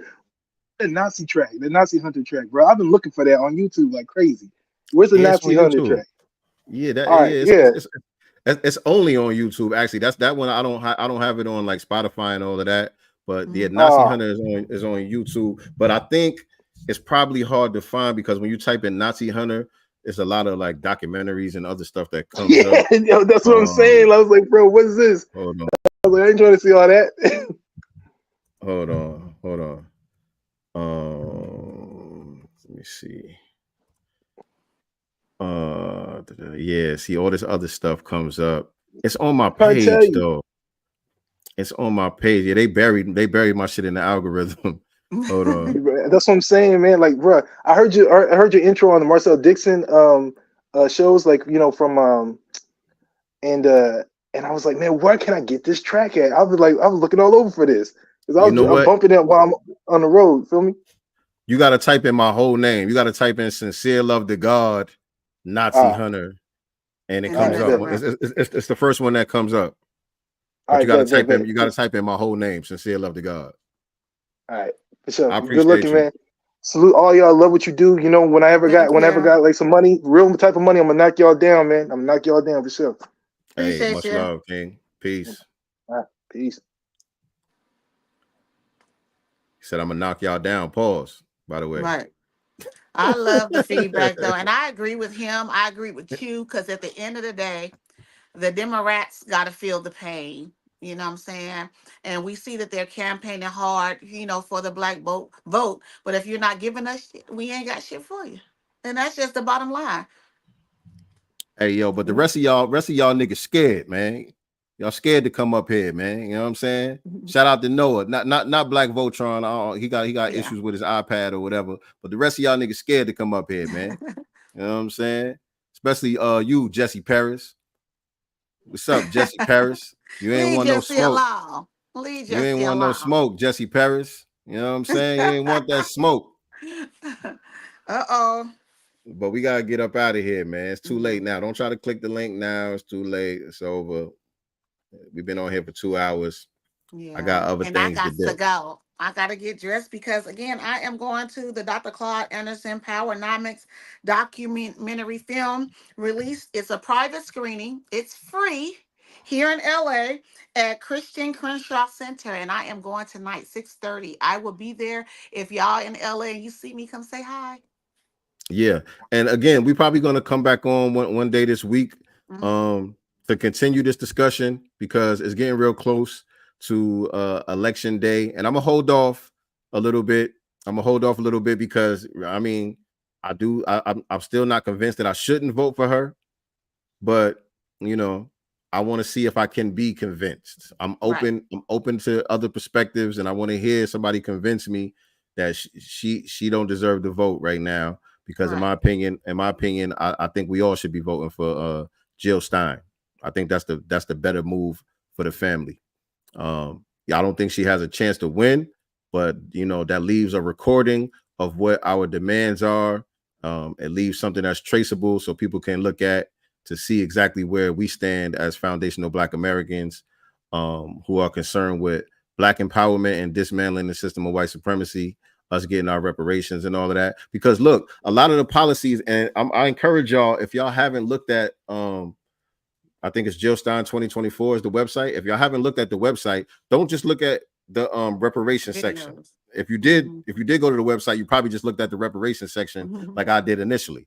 But I actually combed through her whole platform, and a lot of what she's talking about is working toward dismantling white supremacy, not just the reparations section, but a lot of what she's talking about is chipping away at the entire system of white supremacy. So I think y'all should take a look at it, and we're going to come back and talk about this one more time before election day. Yes. No, she wasn't. Kenneth, I think Kenneth just came on. Yeah, but we'll unpack it some more next time we come on too. But no, she wasn't trying to push race-based reparations on a Jason interview. She's saying race-based reparations was being pushed on her. Right. She started off talking about lineage-based reparations, and she said race-based reparations was being pushed on her. And that's what we were talking about today with the Green Party most likely being infiltrated by these COINTELPRO neo Pan-Africanists. And that's why the waters are starting to get muddied a little bit. But initially, she was talking about race-based reparations, and she was still, at the end of the conversation, very open to that.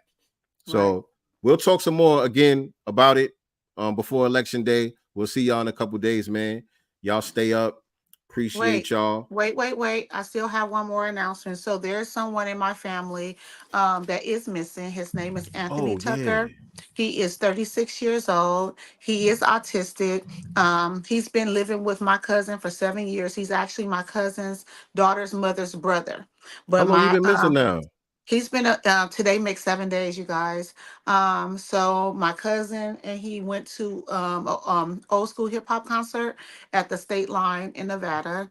They went to that was on last Saturday. They went upstairs to the room, because they were leaving the next day. He slipped out the room while my cousin was asleep. My cousin went down there, saw him drinking and stuff like that with these, I think 3 Caucasian people, if I'm not mistaken, or whatever. Yeah. And so my cousin's like, yo, it's time to go to the room. You know what I'm saying? We're going to get a little sleep so we can go. or whatever. So he was on this. I'm grown. I'm grown. Yeah, I don't know who taught him that. He does have a speech impediment. Anyone that is talking to him, he's very intelligent. I don't want to say that, but he's delayed. You know that he's not operating in the mindset of a 36-year-old. You know that, right? Right. So he ran, and my cousin tried to grab him. He actually ripped his shirt, but he was like, I'm not gonna run after him in this casino and bring attention to us or whatever. He did have a key to the hotel room. He knew his way, so he was like, okay, I'm just gonna go upstairs and wait for him, what I'm saying, in the room. When he come, I'm snatching. We about to go. He never returned. So my cousin did report him missing to the police that night. Because he's grown, even though he's autistic, and he's told him that, the police said that he had to be missing at least 48 hours before they can even begin a Right. search. Right. Yeah, they're gonna say that. But yeah, it's been 7 days now. But it's been 7 days. So my cousin has been, in Vegas, going back up to, he reported it to the Las Vegas Metropolitan Police Department. So he went back up there during the week. They're like, oh, we're going to give it to a detective. He went back up there on Friday. Oh, well, our missing person unit is only open Monday through Thursday. So you got to come back Monday. Like, it's crazy. Well, look, I just thought about this too.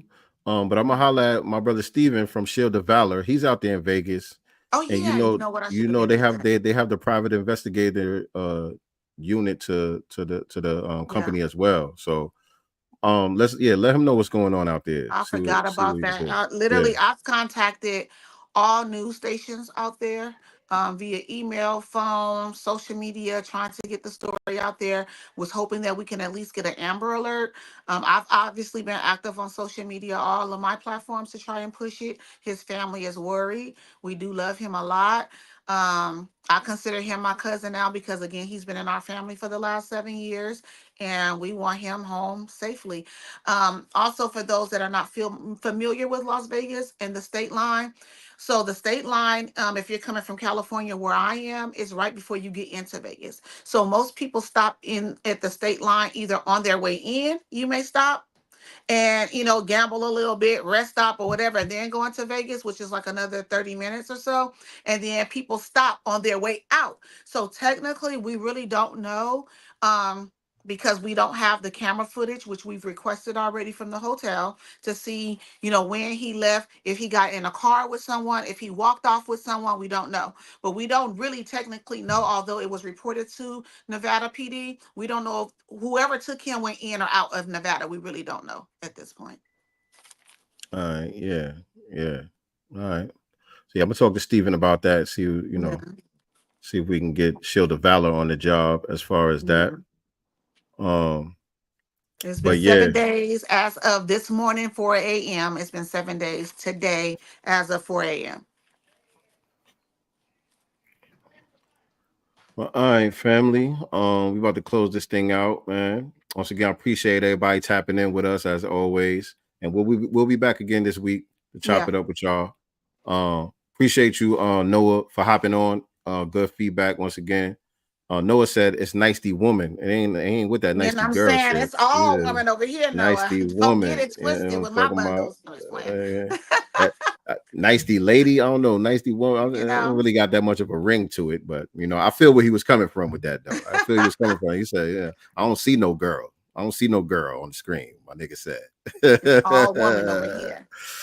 So yeah, I appreciate y'all, family. Y'all always remember, fam, we not the master teachers. I don't know. I ain't got it all figured out. That's why I'm asking for feedback from the family. That's why I want to know, what I'm saying, how y'all feel about the situation. I trust y'all opinions and all that to help me make a good judgment and assessment.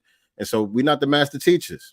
We are only the master students and signal boosters for the voices of the new Black media. And with that, holla at y'all, man. Peace and Black love.